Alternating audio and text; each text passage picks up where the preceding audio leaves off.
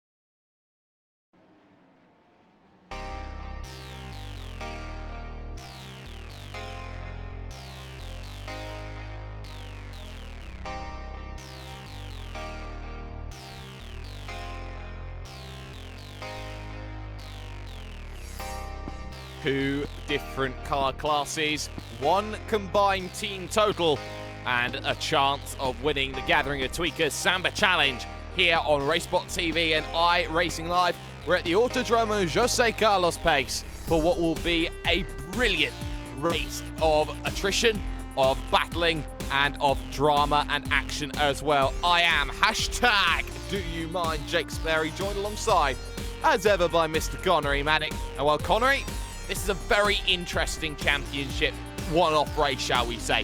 I've seen one very similar to this by the Gathering of Tweakers at Canadian Tire Motorsports Park. I did that one with Randy Cheneth, and that was Formula Renault 2.0s and Skip Barbers. Today, though, it's Porsche 911s and it's Mazda MX-5s. Yep, it really is. And, well, even though you see only single car entries for each driver in this race right now, it is in fact a teams race. Each team has one car each class, so one Porsche, one MX-5, and they have a combined point score, and it's going to be team points that matter at the end of this race. It is, and even though you could get a race victory and win your class category, it doesn't mean anything if your teammate is crashed out of the event towards the end of the race. It's all about how you get things done. Qualifying currently underway, one lap shootout only. I'm looking at Dustin Hickman right now in what is the 30 machine right now. Is one of the only two drivers not set a time in the Porsche category. He'll look to round himself then up Junshao, the junction, turn number 12, ran a little bit wide there. Question is, has he gone off track? I'm pretty sure that's a little bit misdemeanory there that we've just seen, and we'll see what happens when he crosses the line, whether the lap time will count or whether it will be all game over for him.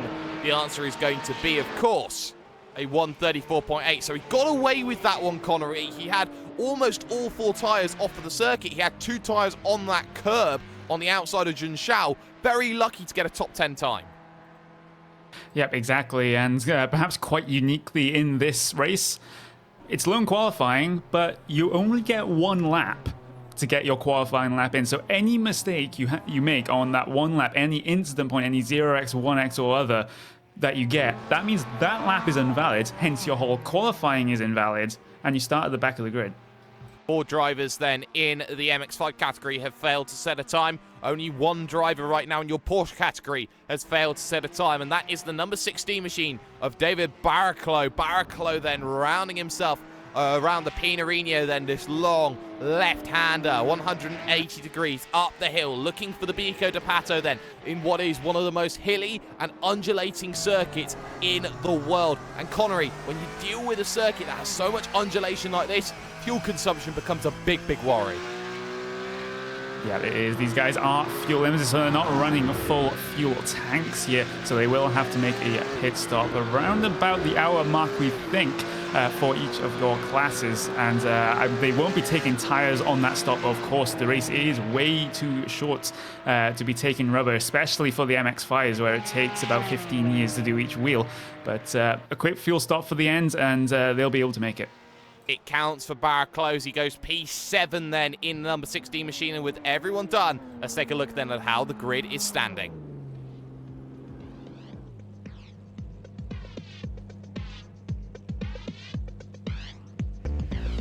Mikko Nurmi then will get pole position in the Porsche category at 133.747. He's 4 tenths clear from Sindre Setsas in second. It's Sebastiano Velosa in third, with Koen Klotman in fourth position, Mads Grafson in position number 5.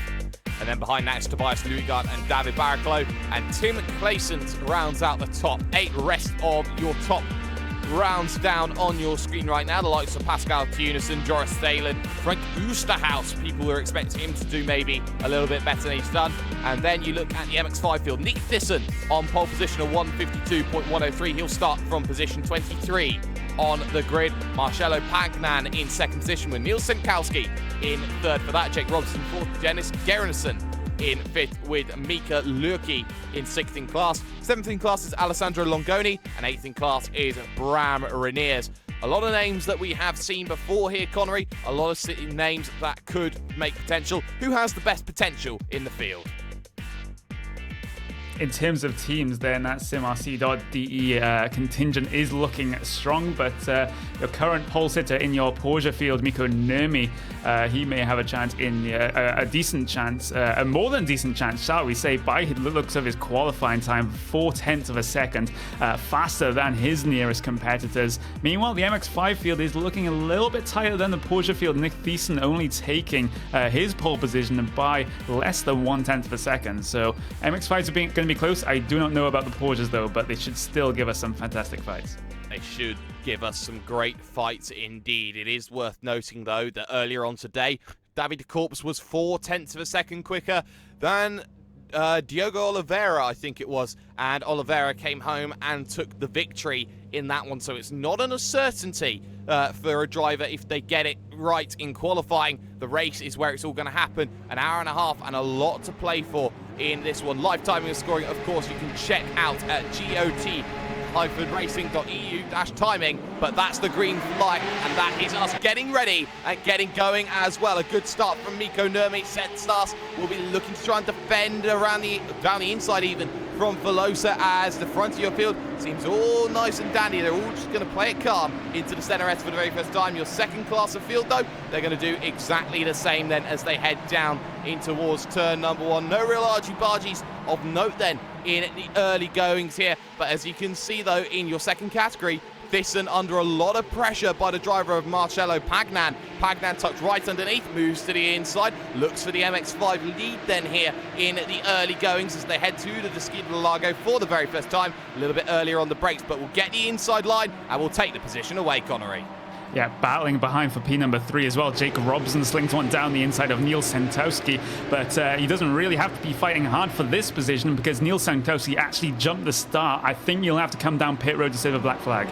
And that will put him a mile back in this race and have to play catch-up from the jump start. We'll have to make a pit stop as well during this event. They are fuel limited here in this series, so they'll have to be careful about how they negotiate this difficult pit road, as it really does intersect with the racing line as you come down in onto the lane. So for Niels Senkowski and the Vendaval Sim Racing team, that is the biggest disaster that they can possibly have, as Senkowski looks to get the up and under and won't get it here with Mira Licki there just behind Mika Licki even. As I say, your leaders though, it's a breakaway of 1 now from Mikko Nurmi. He's had a great section in the mid part of the lap, and Setsas, a little bit like the Nordic Challenge there between these two competitors. They're 1 and 2, and it's Nurmi trying to break away.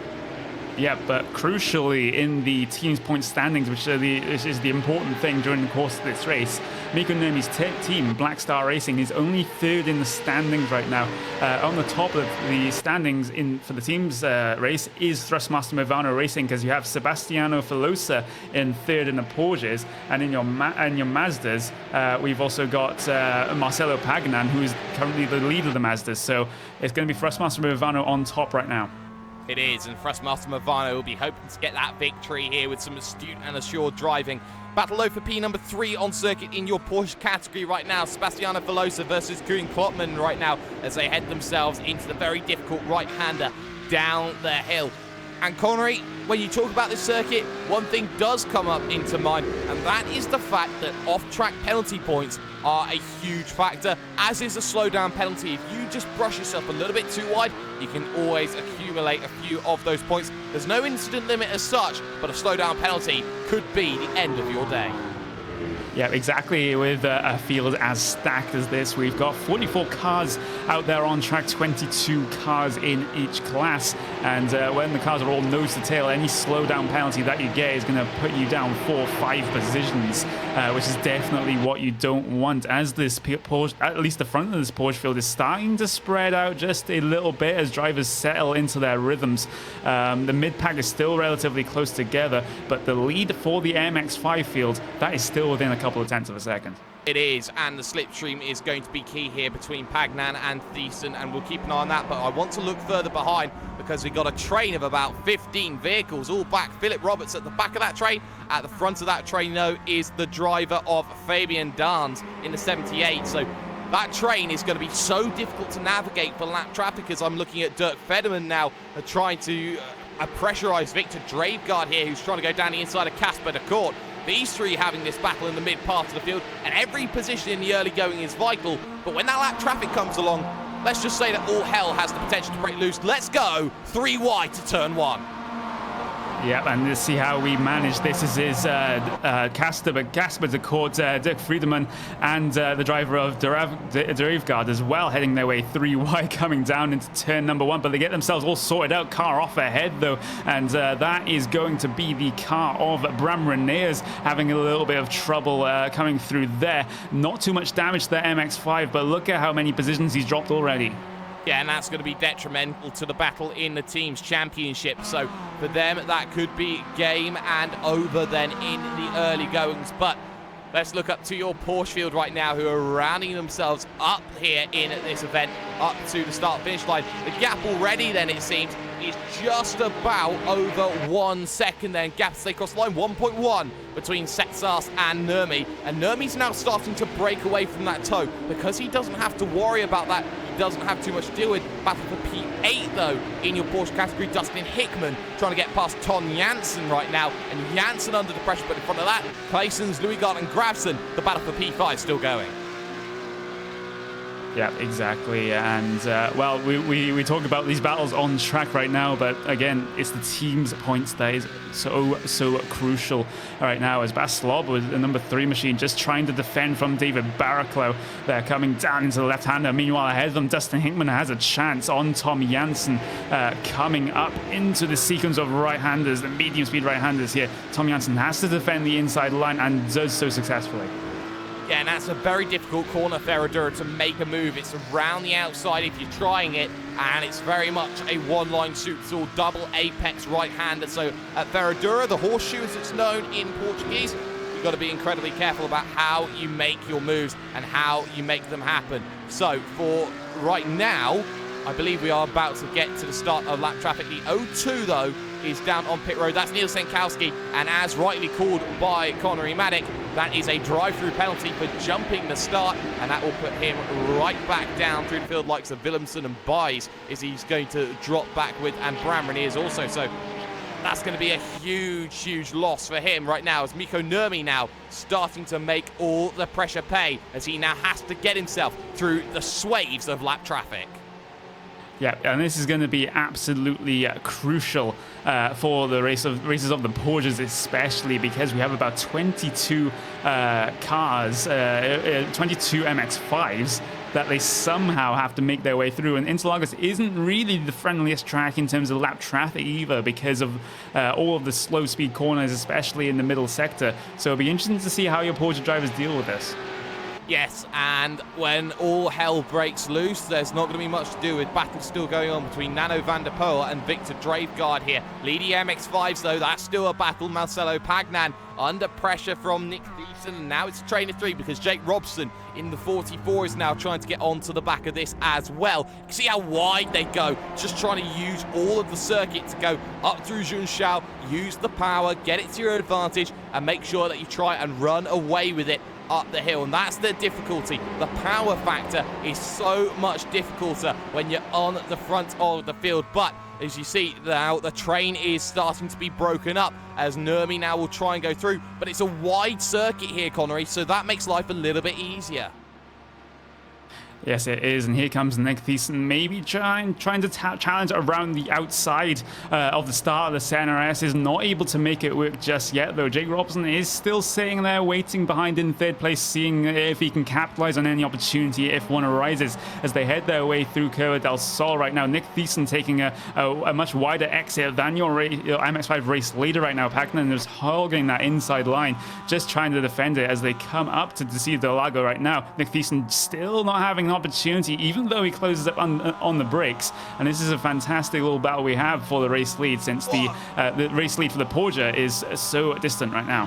Oh my word, Mikko Nurmi's gone off track to make the move, and now he's got the trainer 6 to get past, like Federman, Young, Seal, De Court, Dans, and well, there is going to be a lot of battling going on here as Cestas is going to try and make his way through also. Mikko Nurmi now having to deal with this train battle going through as he's going on with this. The 381, though, has had a spin, and we'll catch up to that in a moment. But Mikko Nurmi now is getting incredibly held up as he's having to deal with MX-5 after MX-5 after MX-5 as well here, Connery. Yeah, this is an absolutely insane speed difference. It's like the speed difference between an LMP1 car and a GT4 car or something like that. It's absolutely crazy. And Mikko Nurmi has negotiated that little train of traffic well, but it's not the first train that you'll have to get past. No, it isn't here. He'll have to deal with a little bit more as finally Sindre Setsas gets his way past that main train. But the advantage is going to be on this front straight, that ability to just use that power. Nurmi is going to fly himself through right now. I do want to look at this battle. Longoni, Dance, De Court, Young, Seal as well, as they look at the the Porsche 911s just sighting their way through the traffic, just trying to find the quickest line with the least resistance here. And you can see drivers trying to use all of the track and a little bit more. That's Tobias Louisgart there, just running 2 wheels into the grass, just trying to get around here. That's going to allow Claesons back into the battle for 6th position. Not going to be able to make the move down to turn number 1. But look at this, they're going 3 wide into turn number 1, 2 classes as well. And I believe that was Dustin Hickman or Patrick Young even trying to make it through. And you can see just how much this is bottlenecking everything up, Connery. Yeah, it is, and as I mentioned, look at this, look at the just insane speed difference between the Porsches and the MX-5s. This is a very scary moment as Bas Renault there, number 58, almost got held up so much by some MX-5s, and there's more Porsches trying to come through on this field. This is absolutely crazy stuff here, Jake. I've never seen anything like it. Well, this is what the gathering of tweakers does for you right now as the car is slow on the straight, and I believe that driver is going to be Philip Roberts lap down, just trying to let everybody get out of the way of him right now as I'm looking at the driver trying to make his way through of Pascal de Burke in the 74, just trying to negotiate his way through. Longoni will look at Young here, looking maybe for the inside. That's not going to happen, though, in your MX-5 category, as that battle for about position number 6 in class as a car goes off there just behind. That's going to be, I can't quite work out who that is, but that one is going to be, I believe, Darren Seal, who's just gone off there. Darren Seal is struggling here with everything that's happening. Just a reminder here that live timing and scoring is available at GOT-racing.eu/timing. Make sure you check that out for all of your team standings and where everyone is during the field, Connery. Yep, more crazy stuff in and around, I'd say, the 007 car, Patrick Young, as the Porsche field still tries to get around them inside, outside. That's not too much the outside line for Adam Parler, as actually he makes contact with Fabian Duns. Heavy impact for the number 78 coming into the final corner. Yeah, let's get a replay on screen as well for Fabian Duns. Dance did really not need to see exactly what happened there at the front of the train, and that is a case of miscommunication. Moving to the outside was Dance trying to get out of the way. On that outside, trying to take the most narrow line possible. Dance came together with the driver, and that's the thing that happens here. You got to behave with the traffic here. You can't just expect a car to do what you want. You have to make it as clean and as effectively as you can, and that was the issue for a few drivers in this field to deal with. But Connery, front of your MX-5 field, Thyssen now regains the lead here away from Pagani, well, Pagnan even, shall I say, and Pagnan right now looking to try and make that effort in, but now they've got to deal with likes of Oosterhuis and Gruber here, trying to make their way past in their own battles, and this is going to be the issue here, the fact that they're fighting and they're going to be holding up other vehicles during this fight. How do you play this as lap traffic? Well, a lot of these drivers are endurance drivers. They drive in the GOT Endurance Series, and some of them drive in Neo as well, and a couple of other endurance series as well. So they know how to deal with lap traffic, but I don't think they are used to the lap traffic going this slow. And the 451 machine has run into a few issues, and that's Tim Claessens that has run off at Jutenschau. We'll get a replay then up on screen, and that's a two-car contact. That's contact with Ton Janssen. So Janssen and Claessens came together at Jutenschau, and you have to feel there as it all bottlenecked up into the corner. Janssen maybe was a little bit too close to the rear of the vehicle and didn't leave himself enough braking distance. You're talking a lot about how you drive on the road. Most of that comes back into play. Didn't leave himself enough braking distance for the differences in the braking between the pair of them there, Connery, and that means that Claessens runs into a lot of issues.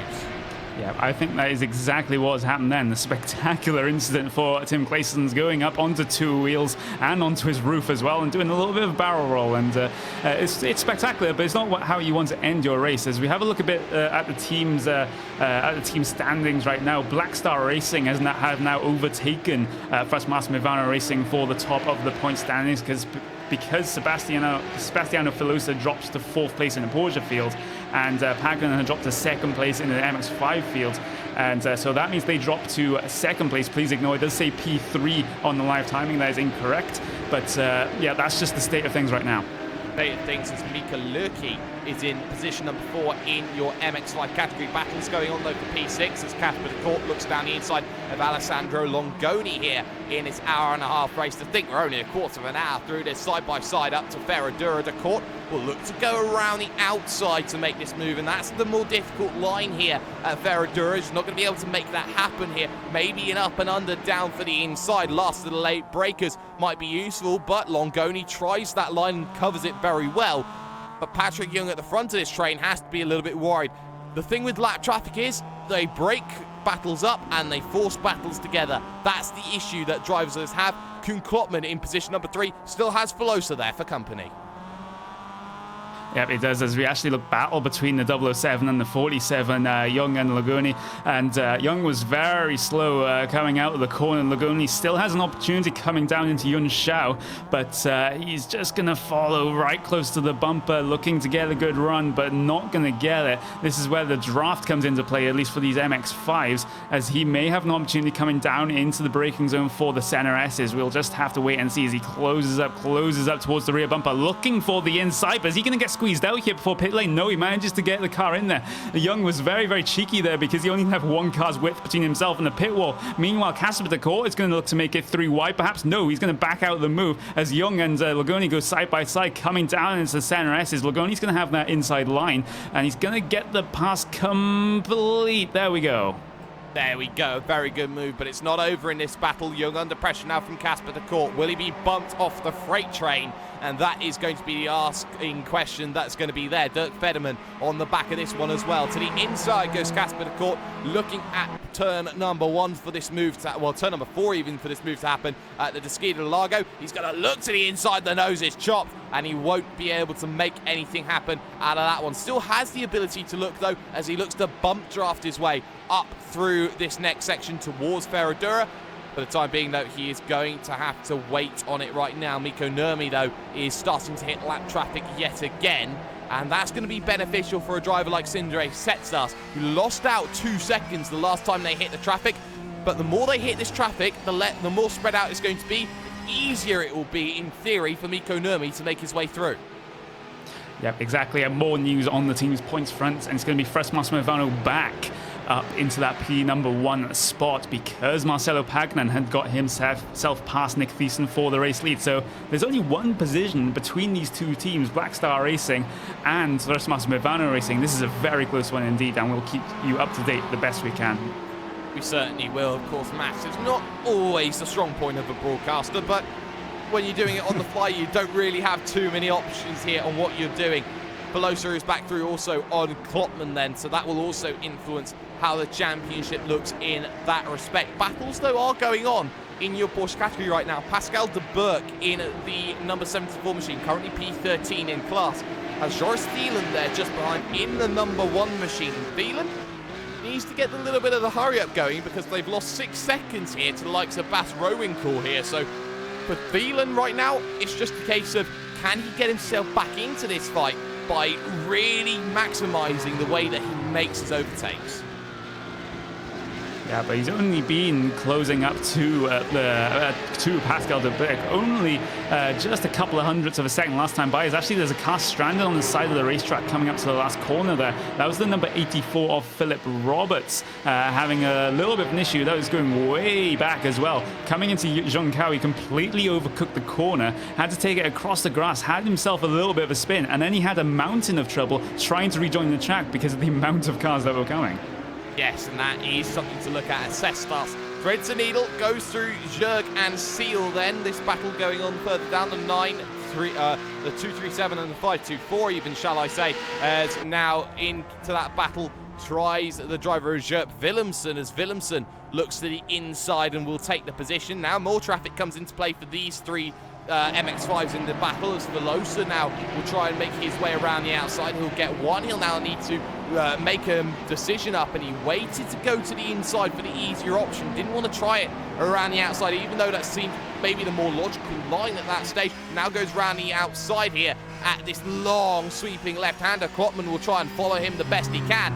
That's the thing. Sometimes you can make a move into one section, but as soon as you get that stop-starty feel, it's so difficult for drivers to really make something work out of it.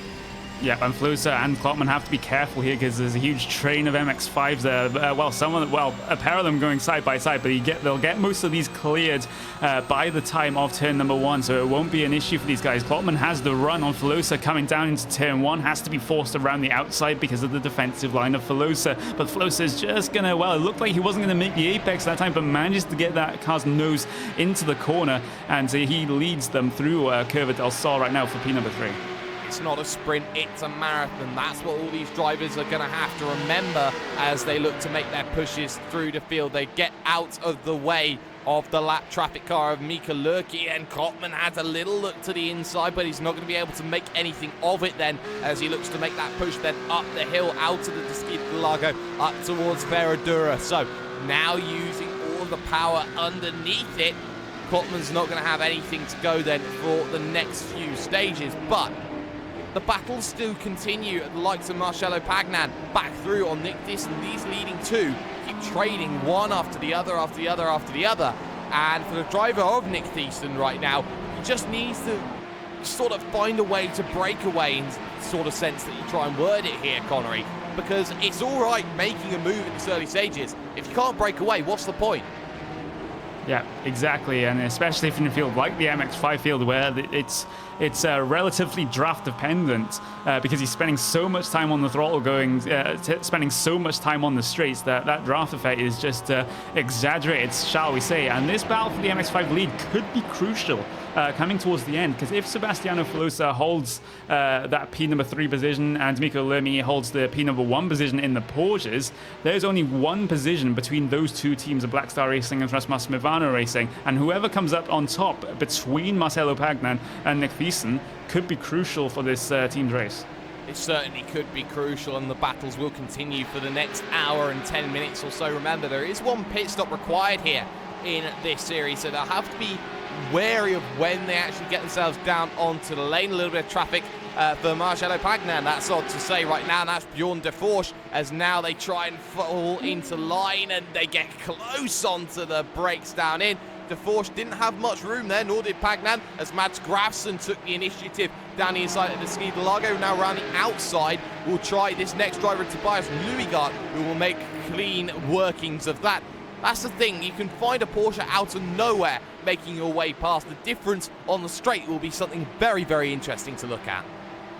Yeah, the closing speed between these two classes is absolutely insane. As we look towards the 007 machine, this is Patrick Young. He's currently embroiled in a battle between himself and Casper de Korb for the positions just in the top. This is in the fifth or sixth positions here in the MX-5 field. As Casper de Korb dives it down the inside of the right-hander there. He's going to still have to take it too wide, coming through this very long left-hander, and he may come under threat from Lagoni as well. In fact, he does. He'll have to defend here from Lagoni, going side by side. Lagoni's going to drop back, though. Meanwhile, Lagoni also has Dennis Griezmann in his mirrors. Meanwhile, there's some Porsches trying to make their way through. Yeah, Gerritsen then trying to make his way through. So will Frank Oosterhout try and make his way around the outside. He'll get one, he'll get two, and there's the squeeze then down in as Oosterhout now tries to go down to the inside of Young, and he'll get that sorted. Behind that, though, very scary moment in terms of that for Adam Parl as he tried to make his way through the Club UK&I driver. He had to go around the outside and off circuit as he headed towards Jean-Charles Connery. That's not what you want to do, especially how bumpy it is on the outside. Yeah, that is absolutely crazy right there. These Porsches are absolutely desperate to try and get past the MX-5 field because the speed differential between the Porsches and the MX-5 is so huge. Any time that you get stuck behind a Mazda, you're losing so much time to the rest of the Porsches that I can see the frustration from the Porsche drivers. Yeah, you certainly can see the frustration in places, but it seems that the frustrations will not be held with the drivers at the front of the field right now as they look to get past Fabian Downs. That's Velosa and Kottmann in the back of position number 3. We're looking, though, at the 30 machine as things stand right now. And, of course, that 30 machine belongs to Dustin Hickman here. Hickman now underneath some pressure here in this battle. Has the likes of David Barraclough and Baz Schlob behind, two very, very accomplished drivers in the iRacing service. So Schlob and also Barraclough will be looking to try and make these moves then up through Yuan Cao. This train going on for 7th, 8th and 9th, Connery, and in 23 minutes they've lost themselves about 23 seconds of time. 1 second a lap. That doesn't often hear when you talk about likes of Baz Schlob or David Barraclough. Yeah, I think that's solely because they've been doing so much fighting in this mid-pack that it's just dropping them so far off the pace compared to the leaders who are in relatively clear air in terms of same-class battles. But again, this pack here, 4P number 7 and back in your Porsche field, Hickman, Barraclough and Slob still very, very close together. I'm just going to have a little bit of a quick look back actually to the MX-5 field to see how they're doing. And this is a close battle between Casper de Korb and Dennis Griezmann, as actually the Porsche has to make his way through. That was Jeroen Jonker making his way through, and another car as well there. And again, I still can't get over the closing speed between these two guys, these two classes, because the Porsches are reaching about, let's see, 255 kilometers an hour at the end of the main straight. The Mazda MX-5s are reaching only 190. That tells you all you need to know. 60 kilometers now on the straight. Longoni goes defensive between himself and Gerritsen, and he'll hold on to the position for now. A little bit of a wiggle coming out of the Curva de Sol, which is now this turn number 3. It's center S, I was trying to say there. But now Gerritsen now will get the run here. He'll get tucked in right underneath. Will have that ability to move to the inside, use that to his advantage, but didn't have a good enough run to make something happen. So he'll stay behind and wait just that little bit longer in terms of this battle. Still another battle going on in the MX-5s is Victor Dravegaard versus Nano van der Poel right now. And Van der Poel still driving very well here in this race. The difference between them here is not very much at all, just a couple of tenths of a second right now, splitting the pair of them. But Dravegaard has been sat behind for at least 5 laps as they've just let the race leader through, Connery. Yes, they have, and well, that race leader is Mikko Niemi. Gap is 6.2 seconds between himself and Sindre Sestas at this moment in time. Teams points, it is still Thrustmaster Movano Racing at the front of that one, with Black Star Racing following in behind there as well. And, well, it's basically going to be Blackstar versus Thrustmaster Movano coming towards the end of this race, as something may have happened to Bas Slob here. It seems like he may have had an issue, and yes, it was actually coming down into turn number 1. There's a little bit of a double incident, a double spin ahead of him between David Barraclough and Dustin Hickman. They both tried to power slide through through turn number 1. Bas Slob decided to join them in that power sliding party and spun himself out.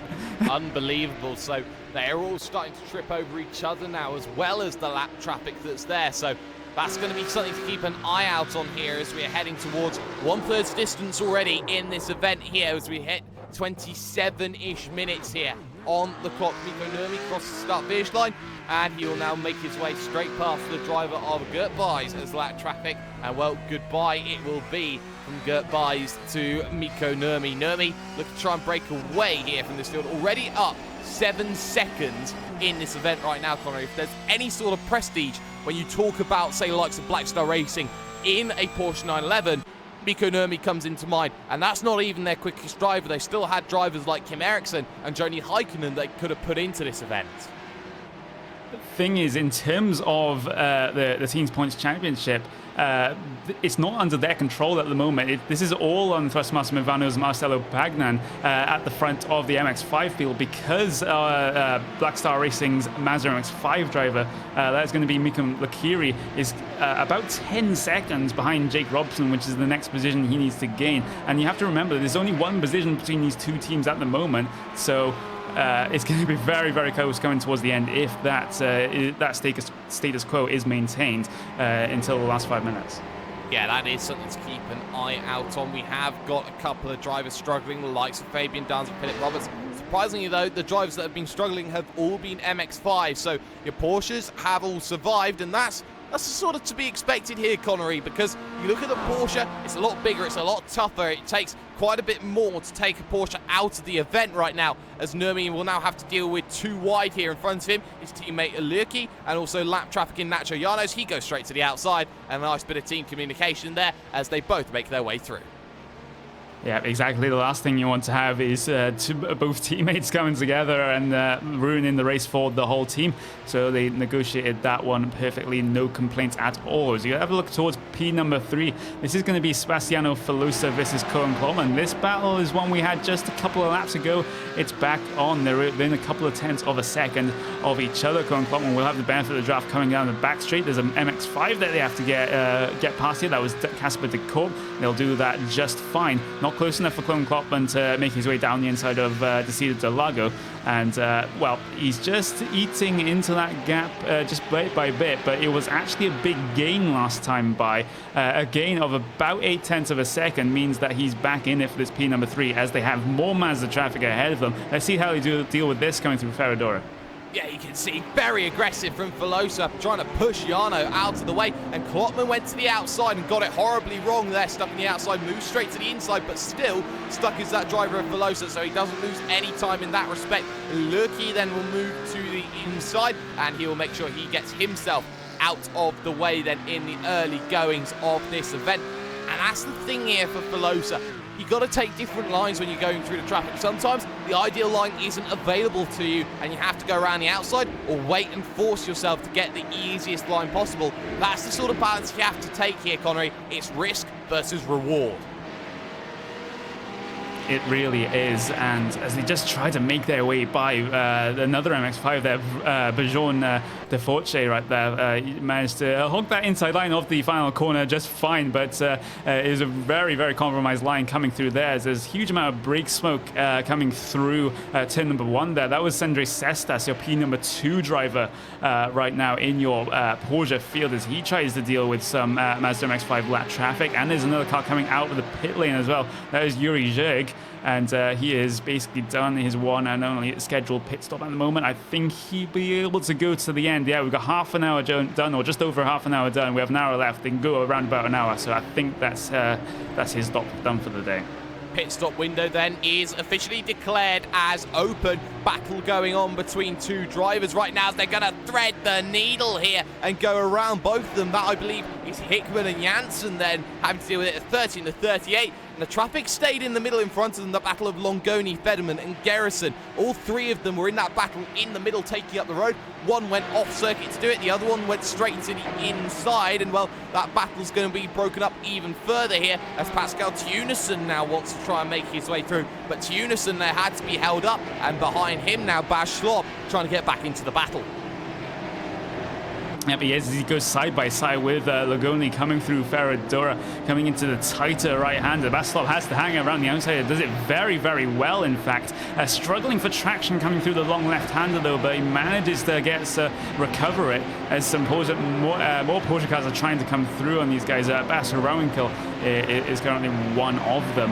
And, well, there's still a three-car train, though, from Logoni all the way back to Dennis Garisman. Meanwhile, Baz Schlob is just gonna try and get past Casper de Court. That's a very dangerous area on the exit of Juncal there. Almost ran into the back of Casper de Court, but they managed to negotiate it just fine. They do manage to negotiate that very, very well indeed, and that's one of the things to look out for. Battle going on though for what is going to be, I believe, no it's not, it's going to be a lap down car. Patrick Young trying to get past Nick Disson, that's not going to work. Pagnan has just gone away from Nick Disson in the last 4 or 5 laps or so here, Connor. He has absolutely flown the nest, and nobody really is going to be stopping him unless maybe a little bit of miscommunication with lap traffic. But for the time being, that's a pretty good breakaway, and you can't really argue against it there. Nick Disson hasn't had anything to really respond with. No, and I think that may be due to some of the Porsche field just giving Nick Thiessen a little bit of a harder time than they do to Marcelo Pagnan, because if you look at the lap times, Nick Thiessen has been doing sort of mid to low 152s. His last 2 laps was a 154.2 and a 153.3 as well, so he's lost a lot of time on those past 2 laps. He has, and losing time is certainly what nobody wants to do. Looking at the 47 machine right now here on field, that's Alessandro Longoni right now, still in that big battle with Gerritsen, middle of the train as the car behind of Adam Parr will look to try and make his way around. He'll go to the outside, of course, no instant limits for going off track, and that's to be expected with vehicles just trying to take every which line that they can. And Parr's just going to very happily sit in line, could have gone to the outside and try and use that superior downforce and of course that superior power as well. Now has to try around the outside of the driver of Dirk Federman, and you know what, Federman's not going to give him too much room there on the exit. Instant ahead though, and I believe that is the driver of Casper de Court getting all shades of involved as he got himself all shapes of wrong coming out of the Pico de Pato, trying to negotiate that with Frank Oosterhuis. Oosterhuis thought he was clear, he wasn't, and the pair came together. Yeah, and that was on the entry to Magulo as well, and well, that was just a little bit of a mess right there. Casper de Court basically was having his own incident, and then basically Frank Oosterhuis basically came in and just made it worse. Longoni, though, still in a brilliant, brilliant battle that we're seeing here. This is right now on circuit for not very much points, you could argue, but still up there fighting as he's managed to get his way through on the driver of Dirk Federman and also Dennis Gerritsen, so he takes advantage of leading the train in this battle. The thing is, they are actually closing down Casper de Court now here. This is the battle for P6, 7, 8 in class, so I'll stand corrected there. It's still some really crucial points here for these drivers battling. But they have to keep their eyes open. It's more than just this battle. They have to survive for their teams, and the moment that they don't start surviving for their teams is the moment that a lot of drivers' races becomes all for naught. Yep, exactly. And the update on the teams, in fact, it is still Fastmaster Ivana Racing at the front, followed by Black Star Racing, and then it's going to be Torque Freak Racing Sunset, which is going to be in the number 3 position as we have a look at Baz Schlob, in fact, as he's trying to get himself around some MX-5 lap traffic, and that was also, he was also very, very close to the likes of Pascal Tunisman, as well as they're going to have to head their way down in towards turn number 1. Baz Schlob is not going to be close enough this time by, but this could be crucial in terms of points for that GOT team number 2, because they're in the, what the timing screen says is 11th place right now, but we know there's a little bit of an issue with that right now, as the positions aren't really all that representative. We'll get that sorted shortly, but Baz Schlob, he's had a terrible run coming out of the Curva del Sol there, not able to make an opportunity of it coming down into the Descida del Lago. Yes, and he's now got to deal with the traffic that is there and waiting. That is Bram Reniers. He'll try and get past, and he will get past very, very quickly. Will the driver of Baz Schlobs. He looks to chase down Tunison for position number 10 out on circuit, and he's not close enough to make something happen. Something I have been noticing though, Connery, there's been a lot of smoke being kicked up by drivers when they've been hitting those brakes in the Porsches. Now I'm wondering whether the setup really isn't suited to that high level of braking, and do you feel that that will wear out the tyres a bit more and maybe influence a couple of drivers to come in for tyres at the end of 45 minutes? That could be an issue, and if this was what we would call a full-length endurance race of 3 hours or more with full stints, then it might be a cause for concern. But since the stint length is so short here, I don't think it's worth it to take tyres in the pit stops. I think you just lose too much time. That might certainly be the case. A battle going on though at the bottom of your Porsche category right now is Michael Lermans versus Jeroen Jonker right now. They're both drivers running themselves some okay-ish lap times. Jonker running a little bit wide. And Schlob there having a little bit of a battle down into turn number 1. And Baz Schlob still couldn't quite make the move. We'll try and get that one on the inside maybe of turn 2. Can't do it. Around the outside of turn 3. A little bit hung out to dry there with a little bit of a wiggle from Tunison. And they'll have to wait again there, Connery. So they're heating up here. They want these battles and they want track position before the pit stop window. Yep, they do, and Baslob, again, not close enough coming into the Interlagos, but a huge lockup on the left front tyre for Pascal Tunison. They have to deal with some MX-5 traffic as well as Neil Senkowski having that earlier black flag for a jump start. And, well, he almost got himself involved, unwittingly involved in this battle as Baslob looks down the inside at Ferradura. Not going to be able to make it work just for now, but is brave on the brakes coming into here. And then he's going to come through, and on the outside, maybe he's going to have to hang it around the out there. But luckily for him, he's going to have the inside line for the next corner, and maybe he can get it done now, unless Tunison can do exactly what Baslob did and hang around the outside, but that is not going to happen. Oh, a huge wiggle from Tunison as he leads the Bico de Pato down through Magulo. And, well, the gap actually now starting to come down here. Schlob off. Oh, and Schlob off as well. Baz Schlob takes a huge off as well. And that is one where the car just went snap on him there. Had a little bit of a drift, and then the car kicked around. Awful spin for him as he drops himself now with Jörg Gruber side by side for P13. Yeah, and that was early apex all the way out to the exit power slide for Baz Schlob. As we look back towards this P number 13, in fact, as actually Baz Schlob is now embroiled in a battle between himself and Greg Gruber. Yep, this is for P number 13 now because Baz Schlob lost so much time because of that spin, and now he has to work his way back up through the field now to give his team any chance at a good finishing position.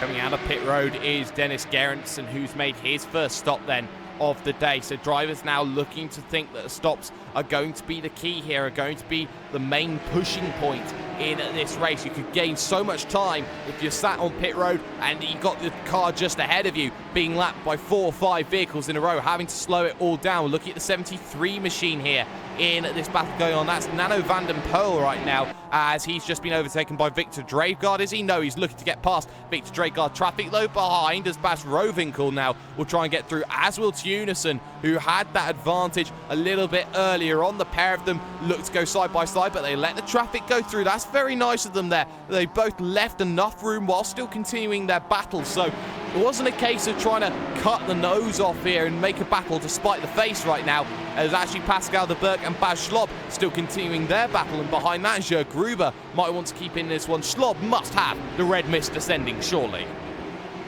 Yeah, I think so too, and he may have an opportunity of it coming out of the final corner. Again, more MX-5 traffic they have to be careful of ahead of them, as one takes the inside line, one takes the middle line, force them around the outside. Bastov has the run out of the final corner though, has to be forced around the outside for the center S's though. So Pascal de Burg will be on the inside line, Bastov will be on the outside line, and they're going to hit the brakes right now. Battle of the late breakers coming down into here. Bastov very good on that outside line. They still get the advantage to him for the second part of the center S's and gets that position gained. Meanwhile, Gruber was very, very close to the back of de Burg coming into the latter section of the center S's.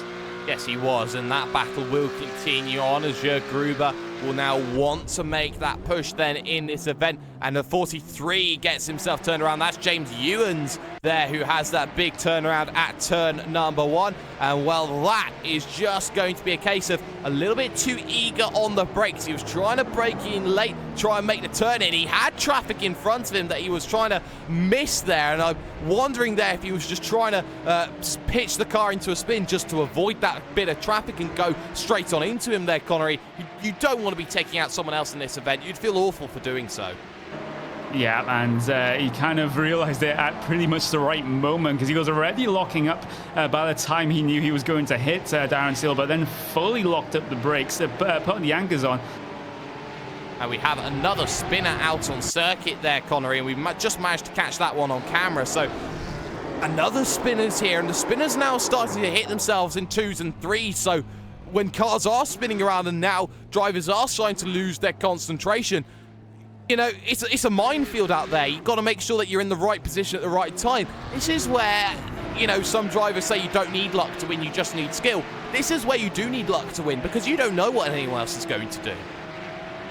Yep, exactly. So it's very, very tricky conditions out there right now. I guess it's because the amount of cars that we have running on track and paired with the weather plus how short the track is, that rubber that is being laid down is getting pretty hot and pretty slippery right now, I would have guessed. So that could be the changing conditions that drivers are kind of having to deal with, plus with the tires wearing out as well. That's going to be a huge amount of variables that they have to deal with coming towards the end of the race.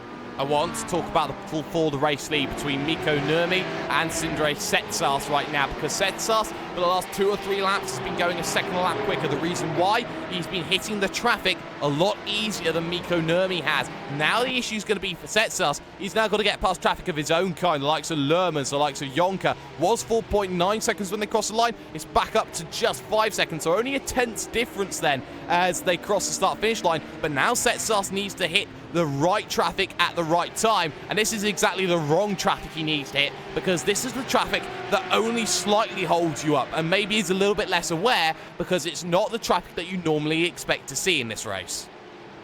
Yep, exactly. Meanwhile, Mikko Nurmi is going to have a tiny bit of trouble trying to get past an MX-5 with Nils Sankowski there. But I think Sindre Setsas only has one more bit of Porsche lap traffic to get himself past. This is of Michel Lermans in that number 76 machine. As Lermans is actually going to take a very, very wide outside line, just letting Sindre Setsas through. That's what we like to see.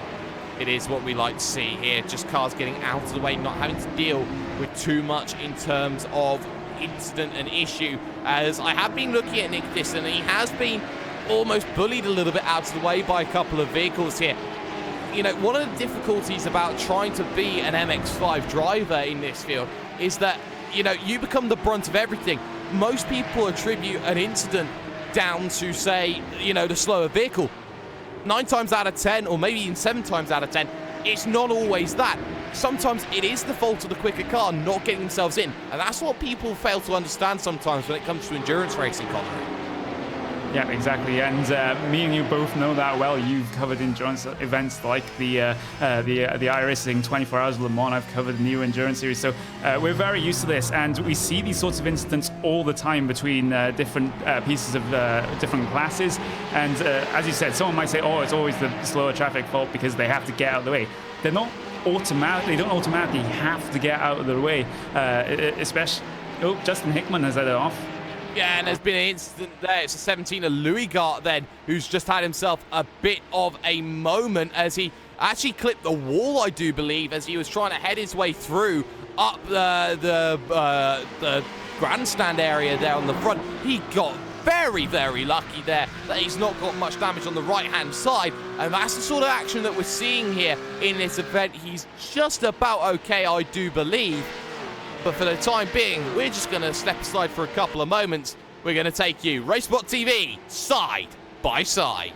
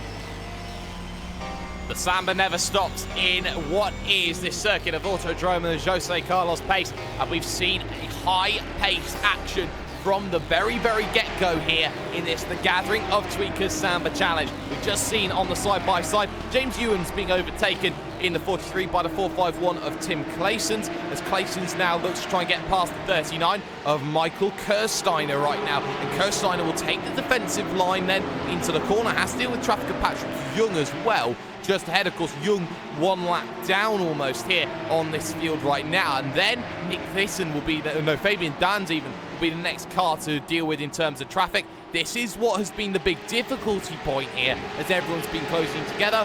But I have been hashtag Do You Mind Jake Sperry, joined alongside by Mr. Connery Maddock. And well, still, this is a very interesting race. As in fact, during that time, Nick Thiessen, I believe, has come down onto pit road and served his one and only pit stop. Yeah, and most of the rest of your field, the MX-5s haven't actually come down for their pit stop yet. So there's a pretty early stop there for Nick Thiessen. It also means that, well, the points as they stand right now, it means that Black Star Racing and Frasmas Mivano are actually tied for the lead right now on points. Both have 190 points. So that's how close it is between those two teams right now. And that'll be very interesting coming towards the end of this race. There's a couple more cars down on pit road, I think, unless they're just ones getting damage repaired. Actually, that is actually the case. As we look towards this battle between two MX-5s that are really close. Yeah, actually Patrick Young and Fabian Dans. Actually, they're a couple of laps apart as the race has started to just peter out just a little bit as we get towards the pit stop stage. This battle between Kirsteiner and Claessens is still on those. They almost go side by side through there. Yeah, Kirsteiner and Claessens going together right now. Kirsteiner's then is going to use that advantage through the Pinarino up to the Bica de Pato then. One of the slowest, if not the slowest corner on the circuit, 72 kilometers an hour for Kirsteiner before he now rounds the lap traffic there of, I believe that's Bram Reniers getting past. Then Victor Dravegaard will be the next car they go past. And a look to the inside goes all horribly wrong for Claessens. He had to get all out of it there into Wu Junshao. That is about as close as you can get, Connery, without making contact. Yeah, but that was a very scary moment for Claessens on the entry to Junshao because they take a little bit of a wider entry there just to make sure they carry as much apex speed as possible. Meanwhile, back to the live, we see Claessens looking down the inside at the CNRS. He's going to make that opportunity with wild for him as he gets himself past before the second apex of the CNRS, but he misses the second apex by a country mile. This gives an opportunity to Kirsteiner on the outside, but he's going to have to back out of it.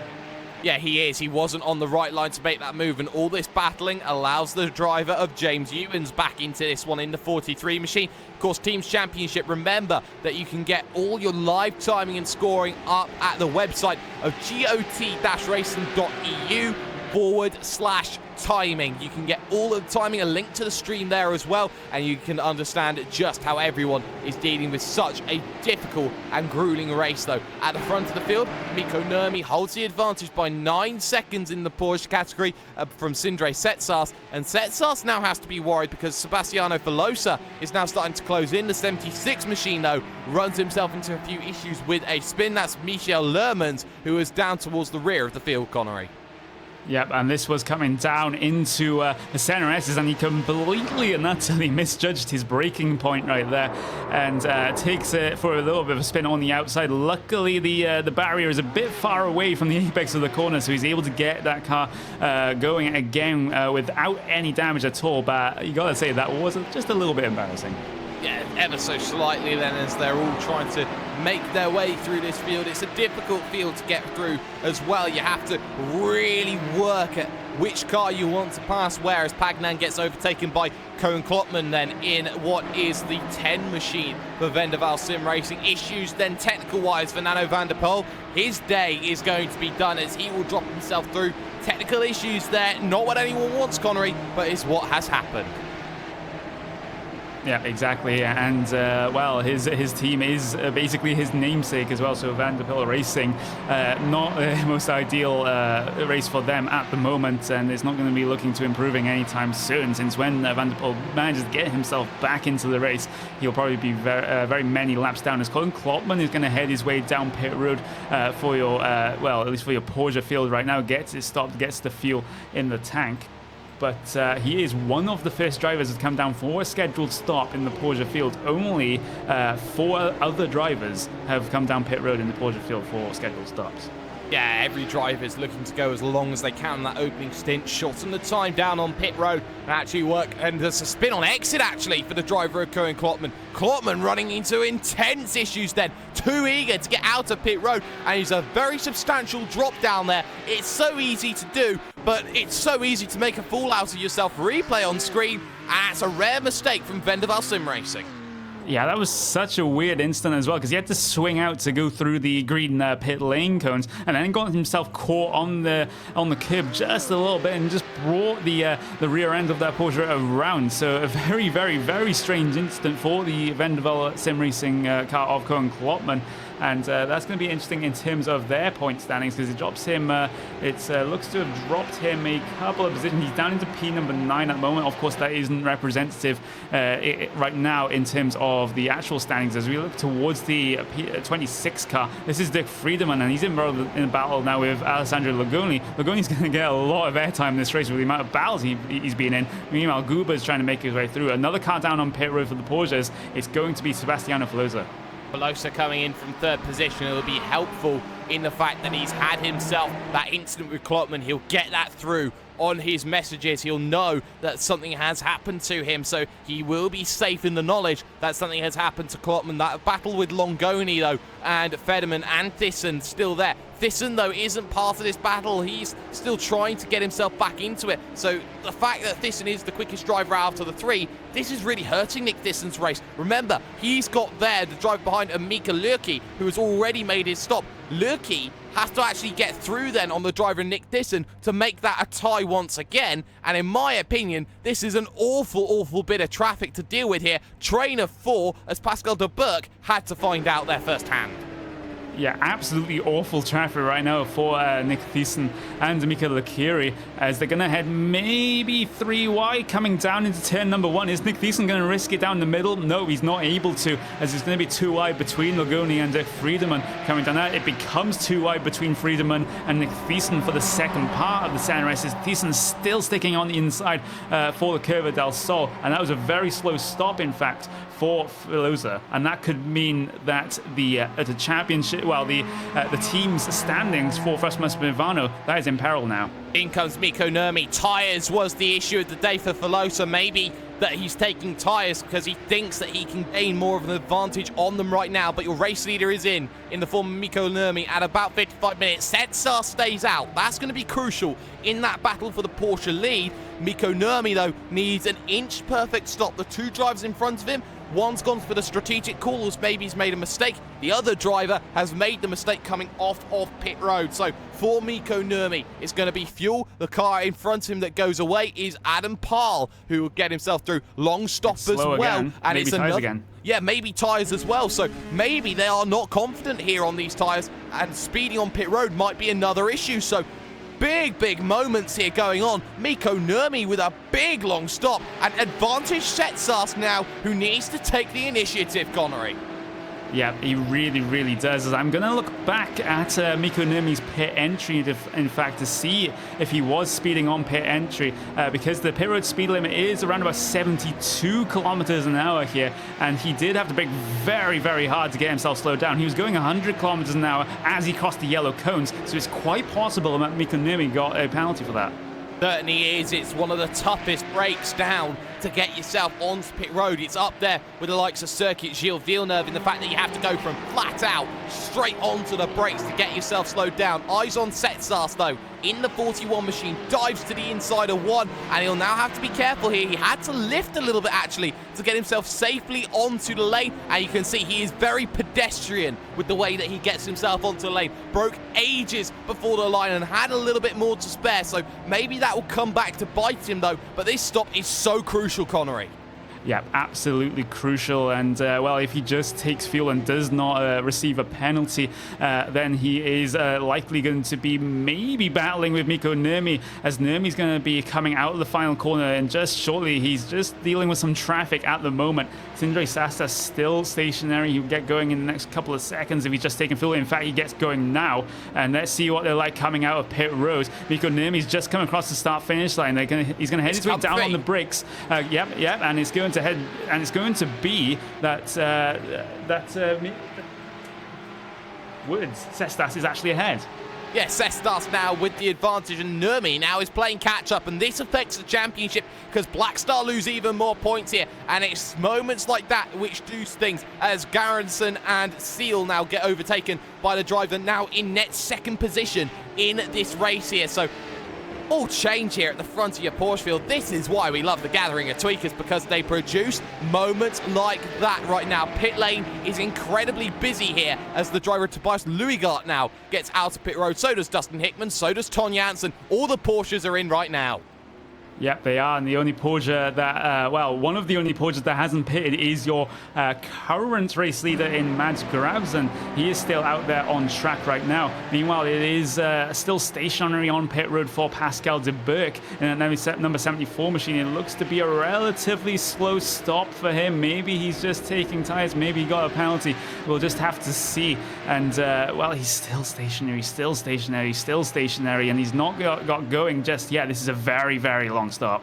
It's an incredibly long stop, and it's one that needs to be careful on as we're looking at the number 47 machine out on circuit. Alessandro Longoni, currently position number 2 in the race right now, hasn't made his stop as of yet. Has Nick Disson just behind, going side by side with Dirk Federman. Car will go straight down the inside of them all. Hopefully there's a bit of communication between them. There is, as that was the driver Frank Oosterhout trying to make his way through, and now that gives the advantage to Nick Disson to go down the inside and make that one his own. But now Mika Lurkey is into this fight, and he needs to get through here on the driver Nick Disson to get himself some net positions in this race. But look at this train battle going on. All 3 of them are there side by side, and Lurkey there in the catbird seat, waiting for an opportunity to make that move.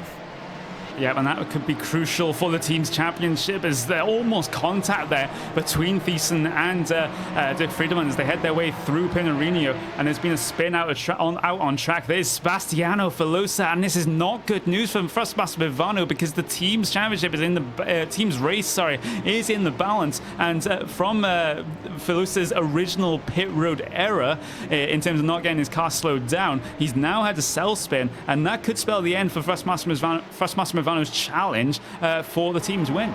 Oh, it's absolutely amazing to see this battle that is continuing. Lead, though, at the front is Sindre Setstas then as he gets past another error. And it's another error for Filosa. So Filosa is in free fall, is he there? So that's turn number 4, I believe that is, Connery.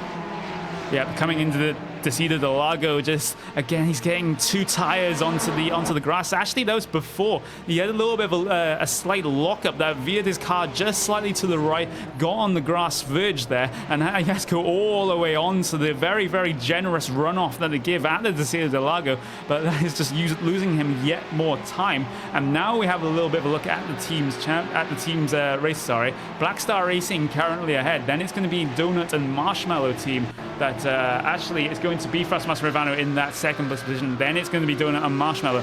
So this is absolutely crucial for Frostmaster Ivano right now. They have to get Filosa back up more towards the front, and also Pagnan, he basically has to be doing what he's doing right now and leading the MX-5 race. Exactly, here where you're looking at the driver Dustin Hickman, who is having to deal with a little bit of the drama in front of him, as a certain few vehicles will now try and deal with some drama, the likes of Willemsen, the likes of Jarno, the likes of Senkowski trying to make that recovery drive. All 3 of them managed to get negotiated by Hickman and Claessens, and Claessens makes his way through. Do want to talk about the lead, though, at the Porsches still a bit more, because Mikko Nurmi now is stuck in a sheeploads of traffic, and right now has to get around the likes of Thyssen and also Longoni, and Nick Thiessen right now gets himself through, and he's just about looking for that move, and behind that is going to be Pascal de Burk, who is stuck in play. Yeah, but he looked for the opportunity coming through Magulio, but he's going to have to sit behind, again, coming through Juncker. And, well, this is not going to be what Pascal de Burgers wanted. He's already one lap down on the rest of the Porsche field, but as he finally gets through on that P2 fight in your MX-5 field between Lagoni and Nick Thiessen had a decent run coming out of the final corner here as he's going to edge closer and closer and closer to the rear of that number 40 7 machine, forced around the outside for the center S's though, but we've seen people make this work, especially down onto the brakes. If he's later than Lagoni here, he may have an opportunity, but no, Lagoni's going to go deep on the brakes instead, and he's going to hold that position just for now. He is, and it's worth talking about that team's battle as well because of Donut and Marshmallow team. Those two drivers are Mads Grafson, and the other driver is Dirk Friedemann. So the pair of them right now up in second position, doing a very good job on 170 points overall. Friedemann in that big train, having to deal with everything going on. It's now all change, all tied for the top of the tables right now, Connery. Yeah, this is between Black Star Racing and Donut and Marshmallow team. They are both on 170 points. So it was a battle between Massimo Vano and Black Star. Now it's a battle between Black Star and Donut and Marshmallow. And, well, if you're a food lover, I think you know which team you're supporting. Yes, you do. Mika Lurky has just come down in to make his pit stop then. So he's got himself out and away. He's now behind Casper Court then on circuit. So Mika Lurky now is on a difference of opinion here. He needs to now have some very nice laps to get himself going in this event. He also needs Mikko Nurmi to start closing in on Sindre Setsas. And for Mikko Nurmi, that gap has opened to 5.8 seconds. He has really not caught the traffic today. It seems that every time I've seen Mikko Nurmi drive, he gets caught in something that just stops him from reaching his potential. I wonder what it could be for Mikko Nurmi. Nurmi, though, will try and close that gap down to 5.6. 18 machine we're looking at right now. And that 18 machine right now is Nick Thiessen having that big battle. Big battle, 3 wide coming through the final corners. They'll make it 2 wide just then, and it's going to be a Porsche trying to come through, and these guys making it 3 wide yet again between 2 different classes. That was Mads Gravison and another car of David Barraclough making their way through, and another Porsche as Lagoni's going to head his way down pit road for his one and only scheduled stop. This leaves this battle just between Nick Thiessen and Dick Friedemann right now, as Nick Thiessen will just head his way down the inside at the center exit and will get that pass complete for P2. Remember, Nick Thiessen has already come down in and made his pit stop, so he's on a different strategy to everybody else. Dirk Friedemann will look to make that move, and with that position, that's going to allow that Donuts and Marshmallow team to get themselves up into the lead. Worth talking about there, Mads Grafson now under pressure because he got stuck trying to get around. He's now got Barraclough for a bit of company here in the last half an hour of this event. He's got to hold off Barraclough here because these points are so crucial. Behind that, though, that's Michael Kirsteiner, who is a lap down, so he won't be too much of a fact here, but Barraclough now all over the back of Grafson. Yeah, this could be important for the team's race because it is now Donuts and Marshmallow currently leading the team standings. So that could be important, but it's important to note that Dirk Friedemann, who's the MX-5 effort for that Donuts and Marshmallow team, has not yet come down pit road. He still has to make his stop. And, well, so that is good news if you're Black Star Racing right now. But let's see what Dirk Friedemann can do after his stop and how far he can make his way up through the field.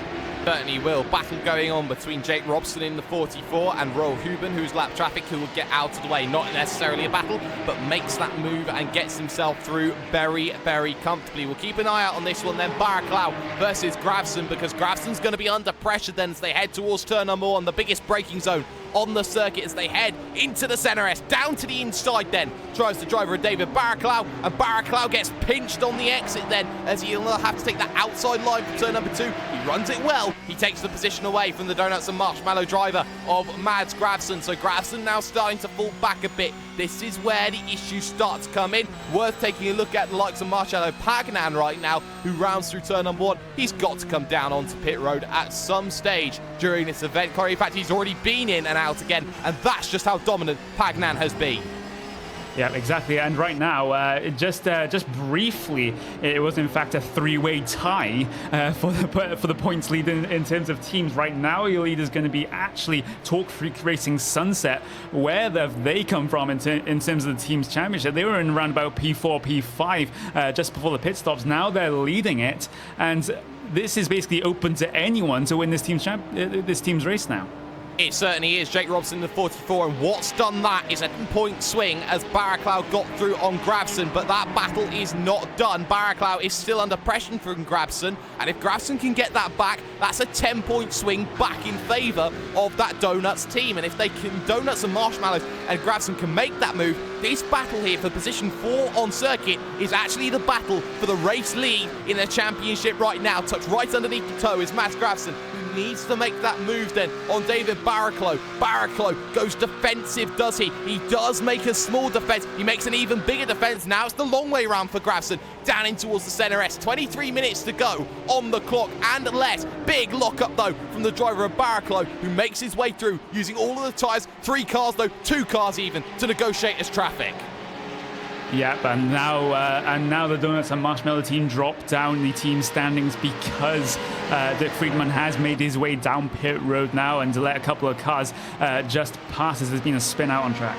There has been a spin here, and that's not what was wanted right now. So a spinner on circuit again. More spinners keep on happening, and it's the 46 machine that has managed to get caught into that spin, and that 46 belongs to Frank Oosterhuis. So Oosterhuis's day goes from bad to quite catastrophic here at the circuit of Autódromo José Carlos Pace, and the excitement certainly in. We'll keep on this battle for P4, P5 right now. Mads Grabson versus the driver of David Barraclough. They've now got to deal with James Ewens, who will move out of the way, get himself through, and that is going to be key here in terms of this. Again, another huge lockup from Barraclough. Barraclough is just lighting up those tyres, and they are screaming. Battle at the front though. Let's change that one to now, because Nurmi has brought it down to 3 seconds here for Black Star. Yeah, this is absolutely crucial for Black Star's team's race. Actually, he's going to get held up by an MX-5 driver coming through Cayo del Sol, and now all of that hard work he's done to try and close that gap has pretty much been cancelled out right now because he had to slow up so much because of the traffic. And back towards the point standings though, currently a tie between Black Star Racing and Torque Free Racing Sunset. Black Star Racing, Mikko Nurmi and Mikko Lakiri, and Torque Free Racing is going to be David Barraclough and Jake Robson as well. So this is very, very close stuff coming into the last stage of this race. I don't know which way to call it. The difference is for the Donuts team, they've had Dirk Federman come in and make his pit stop, now behind Longoni, now behind Gerritsen, so he needs to make up as many positions as he can in this moment. For Leerke though, he's got to get past Casper de Court. If he can catch him and get past him, that's the race done. Casper de Court does have the potential to change this. The other big potential changer is Mikko Nurmi right now, because if Nurmi can get past Setsas, it will be potential. I do believe in case of a tie, it would go down to who's got the highest position, and that's advantage Black Star. So now it all comes down to what this team can do for Torque Freak, because it now comes down onto the seat of Jake Robson, who can't catch up anything, and it also comes down to the driver of, say, you know, David Barraclough, who can't chase down anything. This is where it all comes down into play. It's advantage Black Star, in my opinion. Yeah, I would definitely say so as well. And it's basically going to have to be all on Mikko Lakiri in that MX-5 Black Star effort to try and get himself past Casper de Court and seal this one up for sure for Black Star Racing. Because right now, as we understand it, in the event of a tie, Black Star Racing will still win because they have the highest finishing position right now. But they basically just want to make sure of it right now by getting Mikko Lakiri past Casper de Court.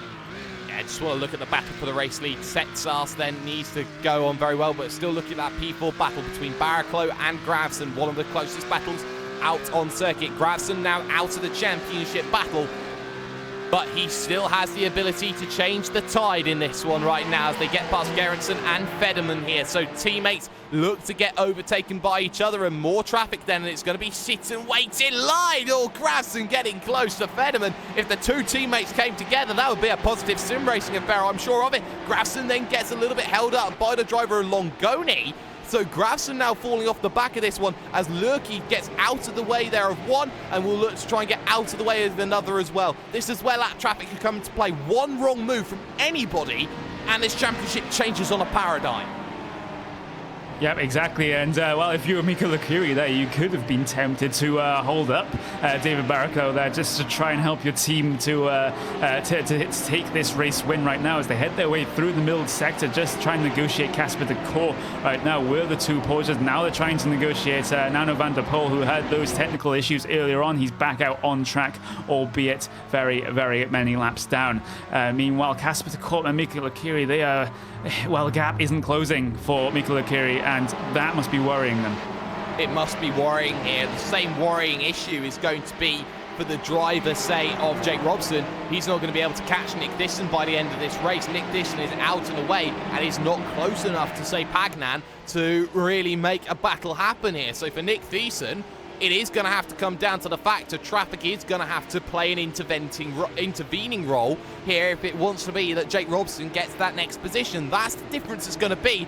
It takes one engine blow to change this championship, and especially down to turn number one, Connery. Any one of these Porsches can fall foul to it because it's such a difficult gearing down at turn one. Yep, exactly, and we've seen numerous drivers have trouble with the brakes as well coming down into turn one. The inside left front tire lockups for a lot of your drivers. As we look at the 381, this is Jord Guber also trying to make his way down the inside of the driver of Pascal Tunison. As again, that inside left front tire is just going to lock up, as we've seen many Porsche drivers do over the course of this race. Tunison is just going to defend his position for now, though. Going to defend that position. He defends that position very, very well. So Jörg Gruber now in that battle for position number 11 out on circuit will now have to fall foul here to the traffic because can't necessarily make his way down the inside. Just about gets the power on and gets himself going again. Now they've got to be careful because Lermans, who is a lap down, is coming back into this. So is Josh Taylor, actually, just a couple of seconds back in that battle that continues on in this one. Lead battle, though, down to 1.9 seconds. Nurmi is on a charge. Sestas is getting caught up in traffic now. Battle for your race lead. And if Nurmi gets involved in this and runs into an incident, this race can change, but they can make it official and not need a tiebreak if the move is done. Yeah, exactly. So this is very, very important right now. We're coming up to around about 15 minutes left in this race, and it's still all to play for if you're in the Black Star Racing team, if you're in the Talk Freak Racing Sunset team. There's also Thrustmaster Movano Racing. They're still there and thereabout on 165 points, which is 10 points behind Black Star Racing and Talk Freak Sunset, but it's still all tied up at the front. All tied up and everything to play for. Nurmi versus Setsas, and Setsas catches the traffic wrong. Raniers gets close to him, but he gets around it. Dravegaard, his teammate, gives him all the room in the world. Now Dravegaard could play the role here, but he's caught in all of the wrong places to help Mikko Nurmi, so he can't do anything to help the driver of Setsas. Now Nurmi has closed that gap to Shorley within about a second and a half, and this race has changed completely. The battle for the Porsche race lead, and bragging rights in that respect. It won't matter for Setsas. He's not looking now for the race victory in terms of the team's championship. 2 wide, 3 wide they actually went into turn number 1 as they dealt with the 2-lap cars there of what is De Forge and also Jarno. But now that catches, oh my God, Nurmi in the wrong positions. And there, just as quickly as that, there's a second and a half gone. Yeah, it's deja vu for Mikko Nurmi, because that happened just a couple of laps ago with the, well, not the same lap traffic, but with Mazdas in the Curva del Sol, and it's again cost him at least a second and a half right there, and it must be very, very frustrating behind the wheel of the number 34 machine at this moment in time. Something of note, though, is something that's going to be crucial maybe coming towards the end of this race, because Thrustmaster Movano are still in this race for the team's lead, and Sebastiano Filosa is actually going to try to make up positions here. He's very, very close to Tom Janssen, and that will be 5 points to the Thrustmaster Movano team. Then if he gets past Tobias Lugiat, that is also 5 points to the Thrustmaster Movano team. So then we'll have a three-way tie for the team's lead. We'll keep an eye on it. Sebastiano Filosa will have the ability to change this one yet again. You also have to take a look at your MX-5 category. Casper de Koor is being caught by Mika Lurky here, and it's about looking where is anyone going to make that big change to get those big points back in. The question is going to be, though, if the case is going to be that Filosa makes those 2 positions, does Master Movano win because Pagnan has the lead of the MX-5 category. This is what makes racing here. In the last 10 minutes, 3 teams still have the chance to win this one. Eyes on Velosa in the 36. He has caught Ton Janssen. Yeah, this is, again, I've said this phrase many times during this race, but this is absolutely crucial. Everything that's happening on track right now is absolutely crucial for the end of this race because 3 teams have a realistic chance right now of taking this team's win. And Sebastiano Velosa, he is absolutely reeling in these 2 Porsches ahead of him, and he's going to have a chance here coming down into turn number 1, maybe on Ton Janssen, and Ton Janssen may have an opportunity on Tobias Lugiat, so they may be able to make a 3 coming down to turn 1, but it looks like Velosa's just lifted out a tiny bit. Just looking to see what Tom Janssen does with Tobias Lugiat as they're going to head side by side coming down into turn number 1. Tom Janssen on the inside line, just hanging the SimRC.de driver up to dry. Almost contact there between Lugiat and Velosa. They both managed to keep it clean though, but that was closer than you would have wanted if you were in a team's fight right now. The paint is traded, the battle is on. Velosa looking to get through on the driver of Luigart. He'll look to the inside, but Luigart won't give him an opportunity to make that move happen. Velosa's got to make it concrete and set it in stone because there's no other opportunity for him to make that happen. For Nurmi, he's got to close now, has to close that driver of Cestas to make sure that there is no real chance for Movano to come back into it, and there is a load of traffic down the front straight, exactly where that driver of Cestas wants to catch it, needs to catch it, and gets all around it. So that's exactly what Cestas wants. The gap down to 1.3 seconds there. You look at the battle between Mika Lurky and Casper De Court, because De Court is right there, but behind Lurky is Longoni, who could change everything if Longoni makes his way through. 3 different battles, 3 different chances. The championship still up for grabs, and we're heading towards 10 minutes to go. Yeah, absolutely everything to play for. 10 minutes to go, and Logoni has the run on Mika Lakiri coming down into the Cida del Lago. Does he sling one down the inside at this late stage in the race? The answer to that one is going to be no. He just follows in behind right now, just trying to get a good exit. Look at him. He's almost making contact with the rear bumper of that number, well, the 0-0 machine, as actually now he'll have an opportunity maybe coming around the outside of Ferradura, or is he going to look for a little bit of a switchback here? He looks for the switchback, looks for the good exit out of there, takes the inside line. This is a textbook move for Logoni right now, as he'll have the inside line for the next corner, and he'll get that position gained. And now Torque Freak have the lead of this race, but they have to be careful here, because Torque Freak, although they have the lead, Barraclough is still under pressure from Mad Grafson. Look at Velosa though. Velosa will look down to the inside here as he tries to get past 1. He will get past 1. He takes the, oh my word, he tried to get through on De Forge. He does get through on De Forge. That was a gamble, and he rolled the dice and came up 6s. Replay on screen. Sebastiano Velosa now puts himself and Movano in a championship picture.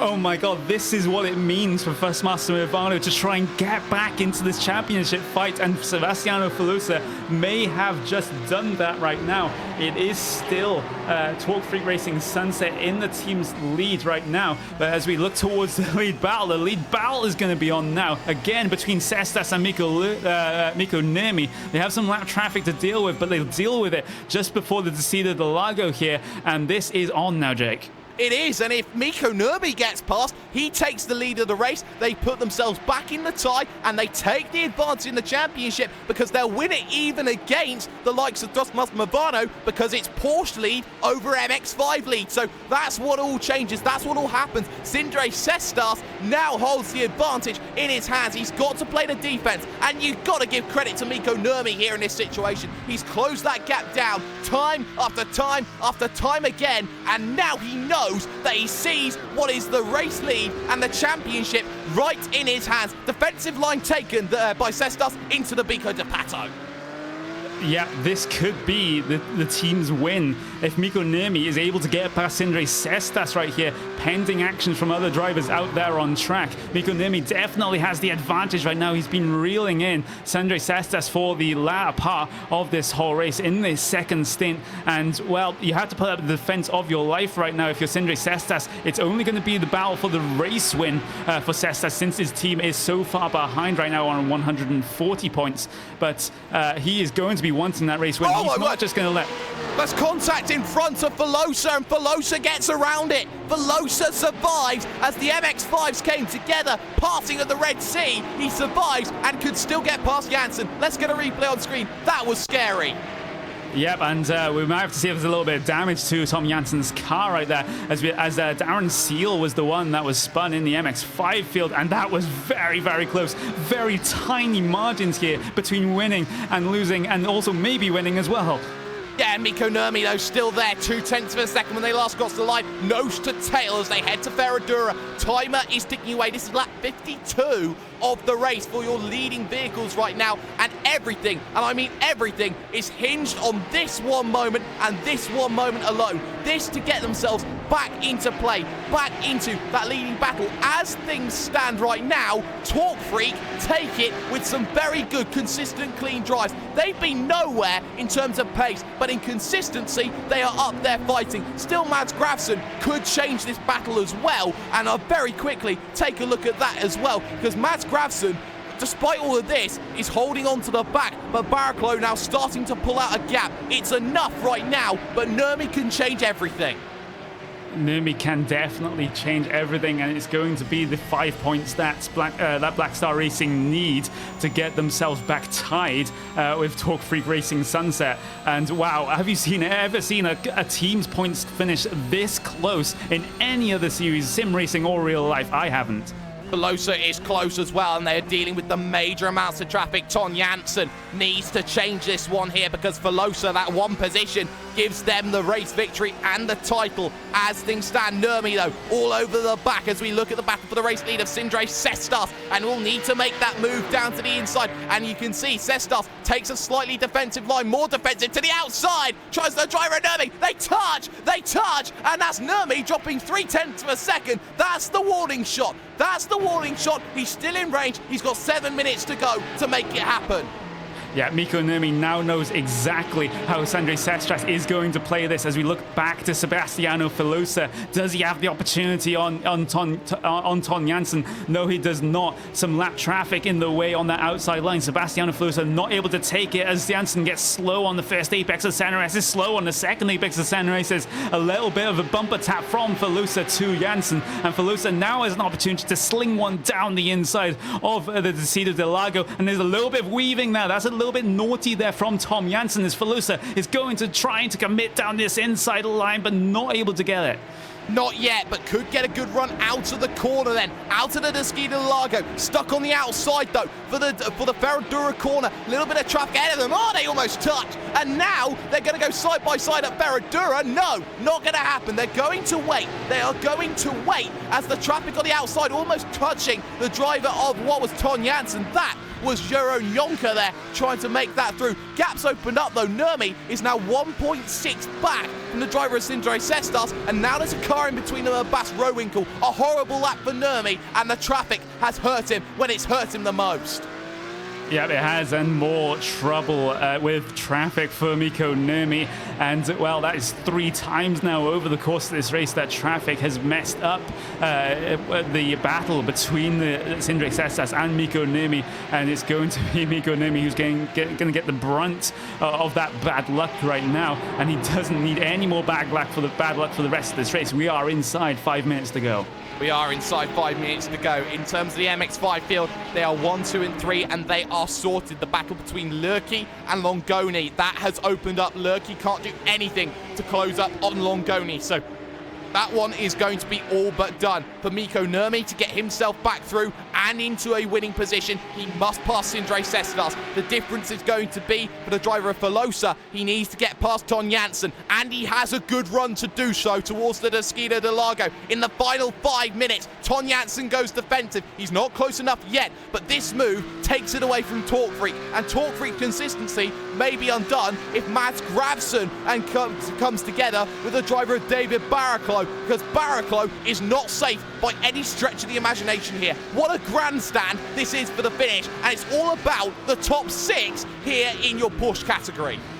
Yeah, because if Mikko Nurmi gets past Sindre Sestas, that means Mads Grafson will probably have to get past David Barraclough to again secure the win for Talk Free Racing Sunset. Have you ever had a champion, a points fight come down to this this sort of situation, Jake? This is absolutely insane, and I can't wait to see how it finishes. We've even got the Vincentisms out right now. That's how much it means to all these drivers in all these teams. There's not much that can be changed in the MX-5s, but the Porsches can still change everything in terms of this one. Let's look at a 16 of Barraclough as he's under a lot of pressure right now from Mads Grafson of the Donuts and Marshmallows team. They can't win it, but they can certainly affect it. To the inside, no, not going to be able to do so. Another big lockup from the driver of Barraclough. One small mistake costs everyone right now. We'll take a look further back then in this field. We'll look at the likes of Ton Janssen under the pressure from Sebastiano Velosa. Velosa's not close enough though to make that move. As things stand, he's not too close to really make that move just yet, but he has time for Mikko Nurmi. He loses more time though in the traffic, and Sestas breaks away again, and this surely has to be the hammer blow for Black Star in this race. Yeah, more traffic, and more traffic getting in the way for Mikko Nurmi as I make a little bit of a correction. 2 minutes to go, in fact, and a little bit of correction with this battle for P4 right now. And it's with the battle between David Barraclough and Mads Grafson. David Barraclough actually has to defend this one with his life now to try and give Talk Freak Racing a chance at securing this race win for themselves.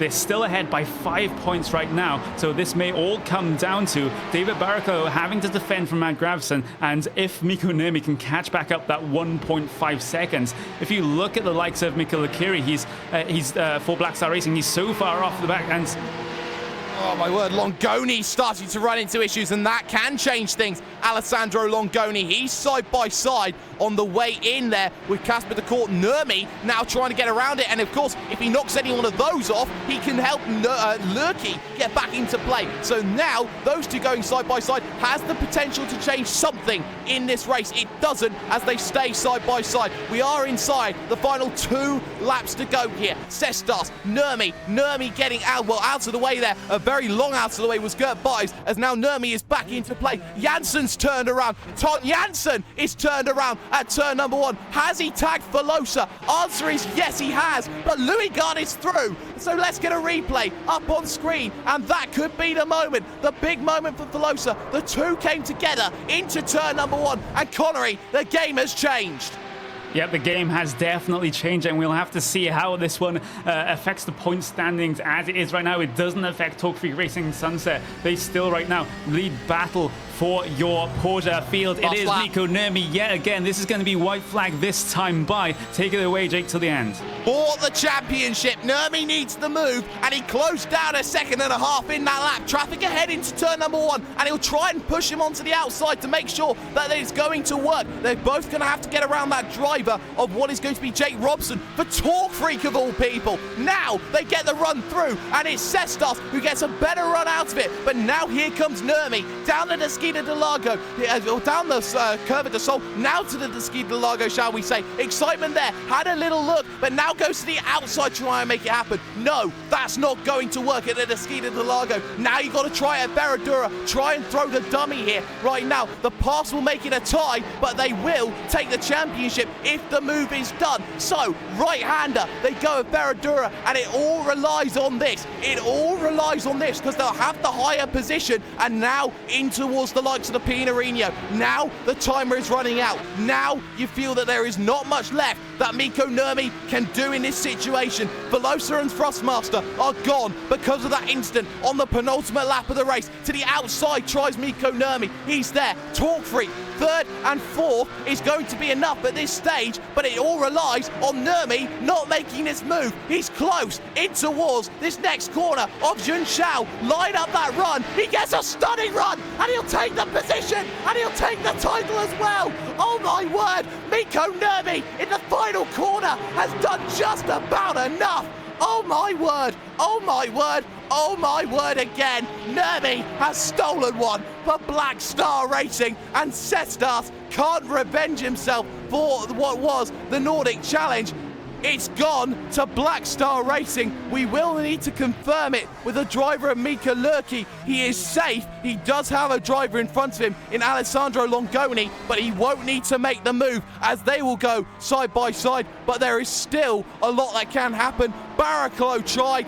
Barrichello has lost the position and spun it, so it wouldn't have mattered. The pressure was too much. Torque Freak have fallen by the wayside, and Black Star Racing are your champions. Connery, what a grandstand!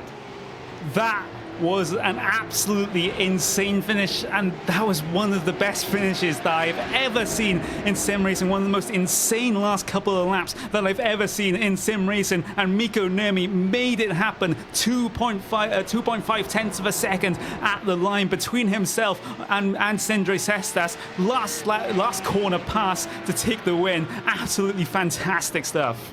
That is racing at its very, very finest, and you will not find another battle quite like that. The last of the cars will get themselves towards the line. The likes of Marcello Pagnan, who takes the victory overall for your MX-5 category, because he has done so well to bring that Thrustmaster Movado team into the battle. But it is going to be too little, too late for Pagnan. He did everything he needs to do, but unfortunately, that's not going to be enough.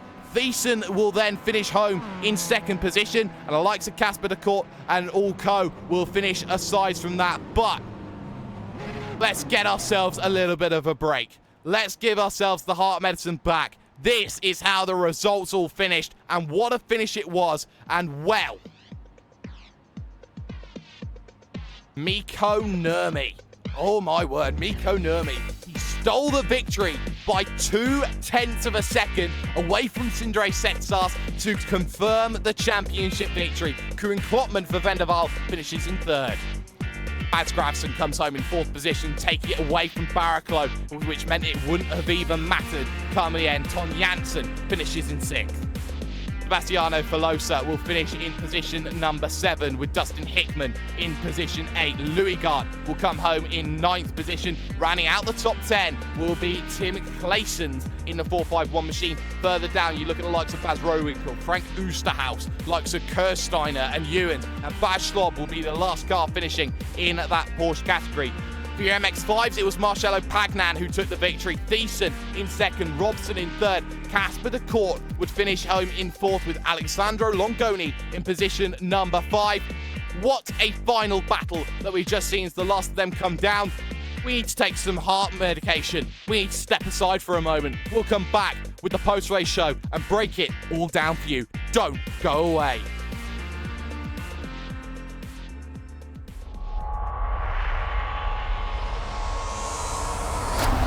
There are 3 different paths if you want to call yourself a world champion of sim racing. NASCAR, open wheels, or endurance racing. But no matter which one you take, you can guarantee that the journey will always be tough, which few will ever complete.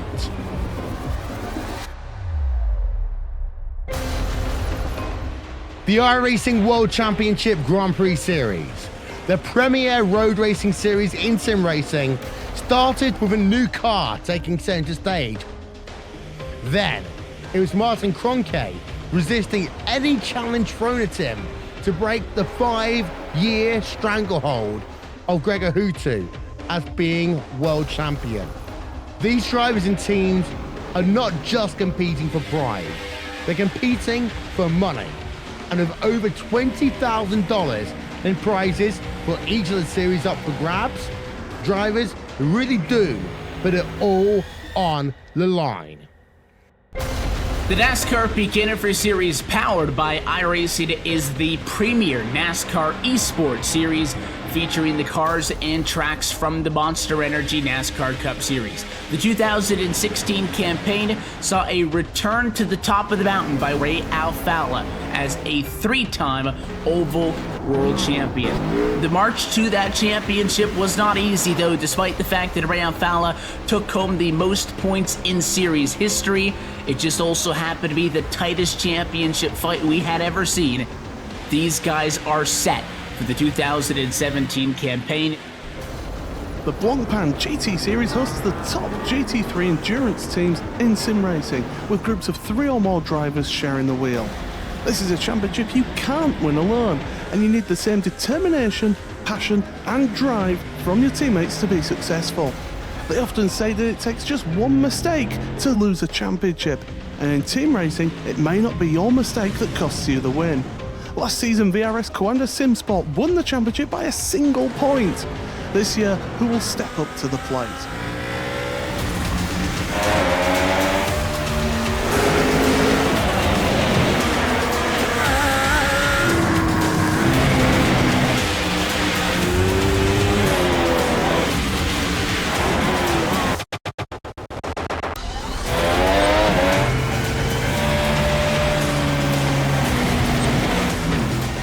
These are the iRacing Esport World Championships, the pinnacle of sim racing competition. Catch it all season long with live coverage on iRacing.com/live.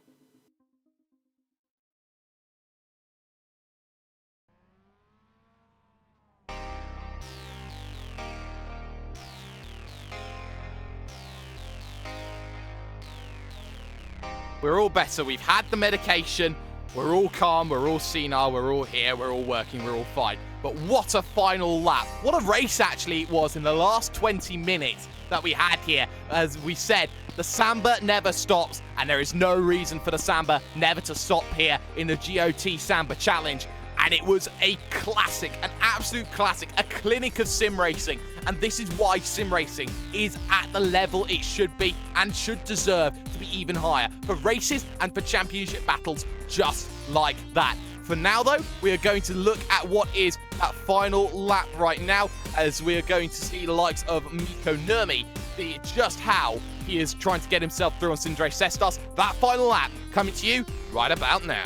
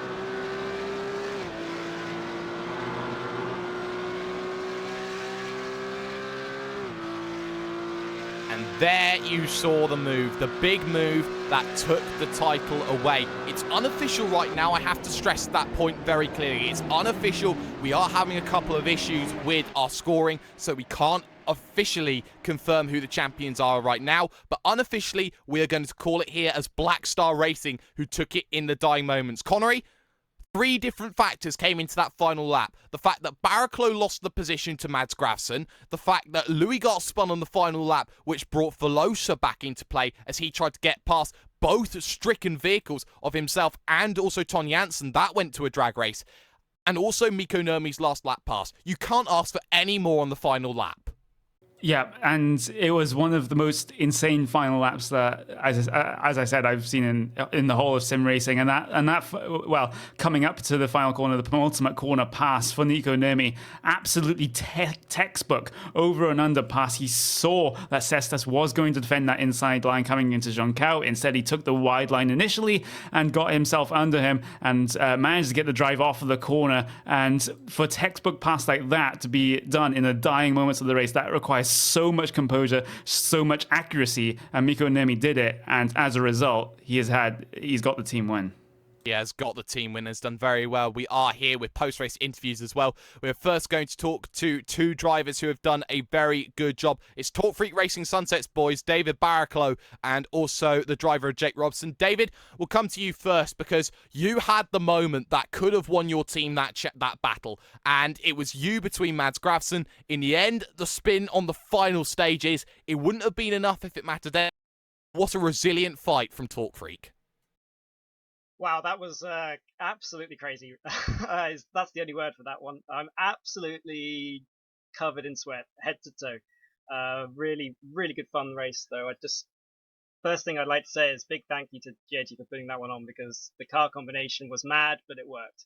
The Porsches were so quick, and we had to go for the moves because if we waited behind the MX-5s for too long, we were gonna lose so many positions. So it was just a case of diving in where you could, and I had an okay qualifying, qualified in 7th. I made a bit of a hash of turn 1, dropped to 11th.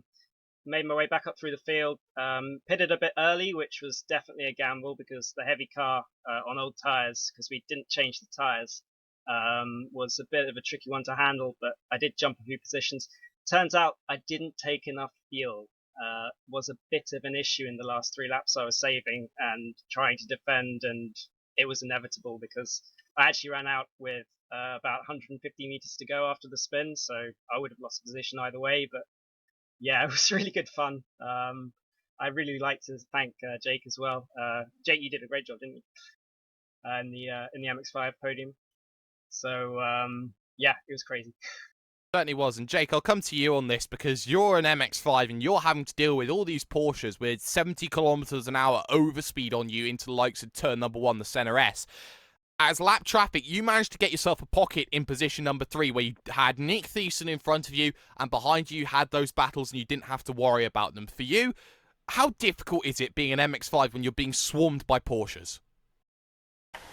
Definitely difficult compared to if it was, say, a GT3 and HPD in that kind of sense, but I imagine that other MX-5s make it more difficult for themselves than they need it to be. You know, as long as you hold your line, the Porsches were relatively okay. I'd say I had more issues with lap down MX-5s than Porsches overtaking me, but definitely difficult, more on straights than going into corners because you just don't see them coming if you've got a car right in your mirror. Certainly do. And well, David, I'll come back to you on this because gathering of tweakers, you know, an endurance series that always looks to provide, and these one-off events certainly do provide through the summer period, especially when you're so busy with everything going on. What's next for Talk Freak? Is it going to be 24 Hours of Le Mans that we're going to try and see you in, and what car are we looking to expect to see Talk Freak in? Yes, so the 24-hour race, Le Mans, is our next big race, and it's looking like we'll either be entering 2 or 3 cars this year. We've had a few new recruits, a couple of new guys, a couple of returning guys as well to put in the cars. So it's going to be 2 or 3, and we'll definitely have at least 1 HPD and 1 GTE, and the third car, if it does get entered, could be either. So yeah, watch out for us. We'll probably be, if we make it into top split, we'll be doing pretty well. There's an outside chance, but if not, we'll be trying to get those wins in the second split like last year. So yeah, looking to defend our title from last year in the GT car. You certainly will be, of course. A 3rd place finish for you, Jake. Shout out sponsors. Who gets it done for you? Big shout out to the guys at GT for organising everything. As you said, they do a great job on the endurance series and these odd events through the at the end of the seasons. Shout out to David for all of the work through the race and bringing us up to P2 or 3. We're not quite sure yet. Shout out to everyone else in the team, everyone that was in the MX-5 for the for the setup, and yeah, that's about it. Thanks to you guys for the broadcast. Yeah, thanks, Race. No worries indeed. David Barclough and Jake Robson come home in position number 3 overall in the race. But Connery has the fabled honour of talking to the race victor overall in this one, and potentially the man who gained the championship as well. He's talking to Black Star Racing's Mikko Nurmi. Yeah, Mikko Nurmi. Wow, that my heart rate was around about 250 right there, which I'm pretty sure is in the critical zone. But I can't imagine how your heart rate was going on that final lap when you made that pass at Junkau, or coming out of Junkau on Sandre Cestas. Have you stopped shaking yet? Barely. It was something like, I don't remember much of it. So. Yeah, I guess you're just getting to a zone at that point, and you knew exactly what had to be done, because that opportunity came out time and time again. But you had a ton of issues with lap traffic in that second stint, and sometimes the pass looked like it was on, and then all of a sudden Mazda's appeared and put you 1.5 seconds behind again. And how do you compose yourself when that happens? Well, I was really confident in the car. We really good setup here, and just all the experience I've gotten with this car. We raced this in the Finnish Sim Racing Championship this year, and I think that experience, and you can trust. You have the pace, and you just like, okay, well, I got 10 minutes left, I got 5 minutes left, I can still do it. And you did. And I just have to ask, it was a relatively slow pit stop for you. Did you take tires, or was it a penalty that you incurred when you were very, very close to speeding coming down on pit road? I didn't know if you actually sped onto pit road. It was a huge speeding penalty. Okay. I completely misjudged the braking point. Yeah, because you did go around about 100 kilometers an hour into a speed limit of about 72 kilometers an hour. So I think there's definitely a speeding penalty, but it's good to confirm that. But you're the one that basically made it happen for that Black Star Racing team. Your teammate, Mikael Akiri, was holding station very, very well in that MX-5 field, but it was down to you to secure the team's win. And that is a huge responsibility on one person's shoulders, isn't it? Well, honestly, I didn't really know. We didn't have anyone else counting the points or anything. Just I decided that I was going to win. Really mad to myself about the mistake I made on the pits. I knew I had the speed, so I needed to undo my mistake. Yeah, basically it was if David Barraclough and Mads Gravesen didn't, if David Barraclough didn't have his incidents, your pass for the race lead would have actually meant you were tied with Torque Freak Racing in terms of the points, and so that pass was absolutely crucial coming towards the end, because of the spin that David Barraclough had put him down one position. That means your pass got the 5 points that you needed to win this. So. And you did it on the coming up to the final couple of corners, and that is absolutely insane. And do you have anyone from your team or anyone else to thank for that? I have to thank Mika first, so that because he told me about the 7th. I didn't know it was going to happen. And I really need to thank Jere Teittinen for the setup. He did an amazing job again. And of course, thanks to our sponsors, Joel Rail Timing and Nukkarepo Graphic Design. Well, there we go. And that was Mikko Nurmi, your Porsche winner and representative of the Black Star Racing team, who take the team title here. And again, I have no other words but insane to describe that final lap. Yeah, you certainly do. It's one of the great sim racing final laps. Mikko Nurmi takes the race victory overall. But we are going to step in and talk to the driver who lost that position in the final goes, and that was Sindre Setsar. Sindre, the team's championship wasn't on, but there was pride and revenge at stake for the Nordic Challenge. For you, the last corner of the last lap, and it all just fell away. Yeah, absolute heartbreak. I think I checked my mirror a bit too much, and I missed my braking point looking up the Yeah, I think I locked up 3 wheels going into that last corner, and I just completely messed it up. But racing happens, and well, mistakes happen, and you know, the race from you today was still simply sensational. Little bit of luck, of course, with Miko speeding in pit road, but that traffic is something that is really difficult to get yourself around. It's not often that you talk about Porsches and MX-5s on the same piece of real estate. I mean, you only talk about that at the major events like, say, a Le Mans or a Nürburgring or something like that. Have it at Interlagos, you know, where it's a track which is very stop-starty. Do you feel that maybe, you know, even though it wasn't quite suited to each other, that it still had the dynamic where it worked out in favour?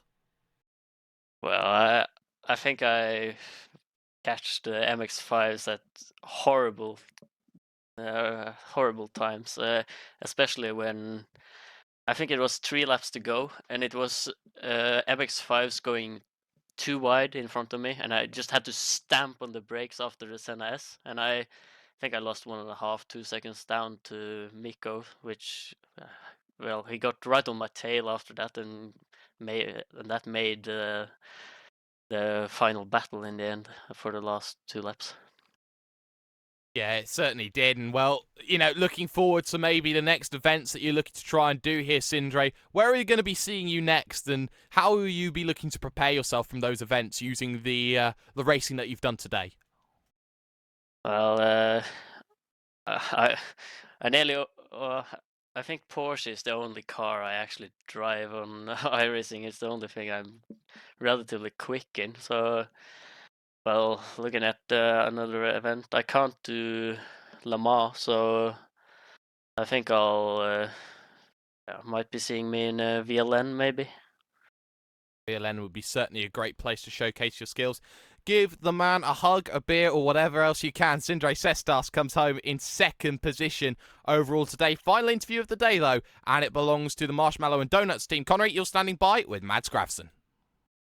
Yeah, and I am here with Mads Grafson, ending up finishing well for himself as one part of the Donuts and Marshmallows team, just in that 4th place position. And while the pit stops were going on, Mads, you actually your team was actually leading in terms of the point standings. But of course, Dick Friedemann did have to come down pit road, put him back a couple of positions. But you weren't too far off the lead. Yeah, there were a couple of laps there where we had some really good fuel efficiency, or we just stretched it that lap further.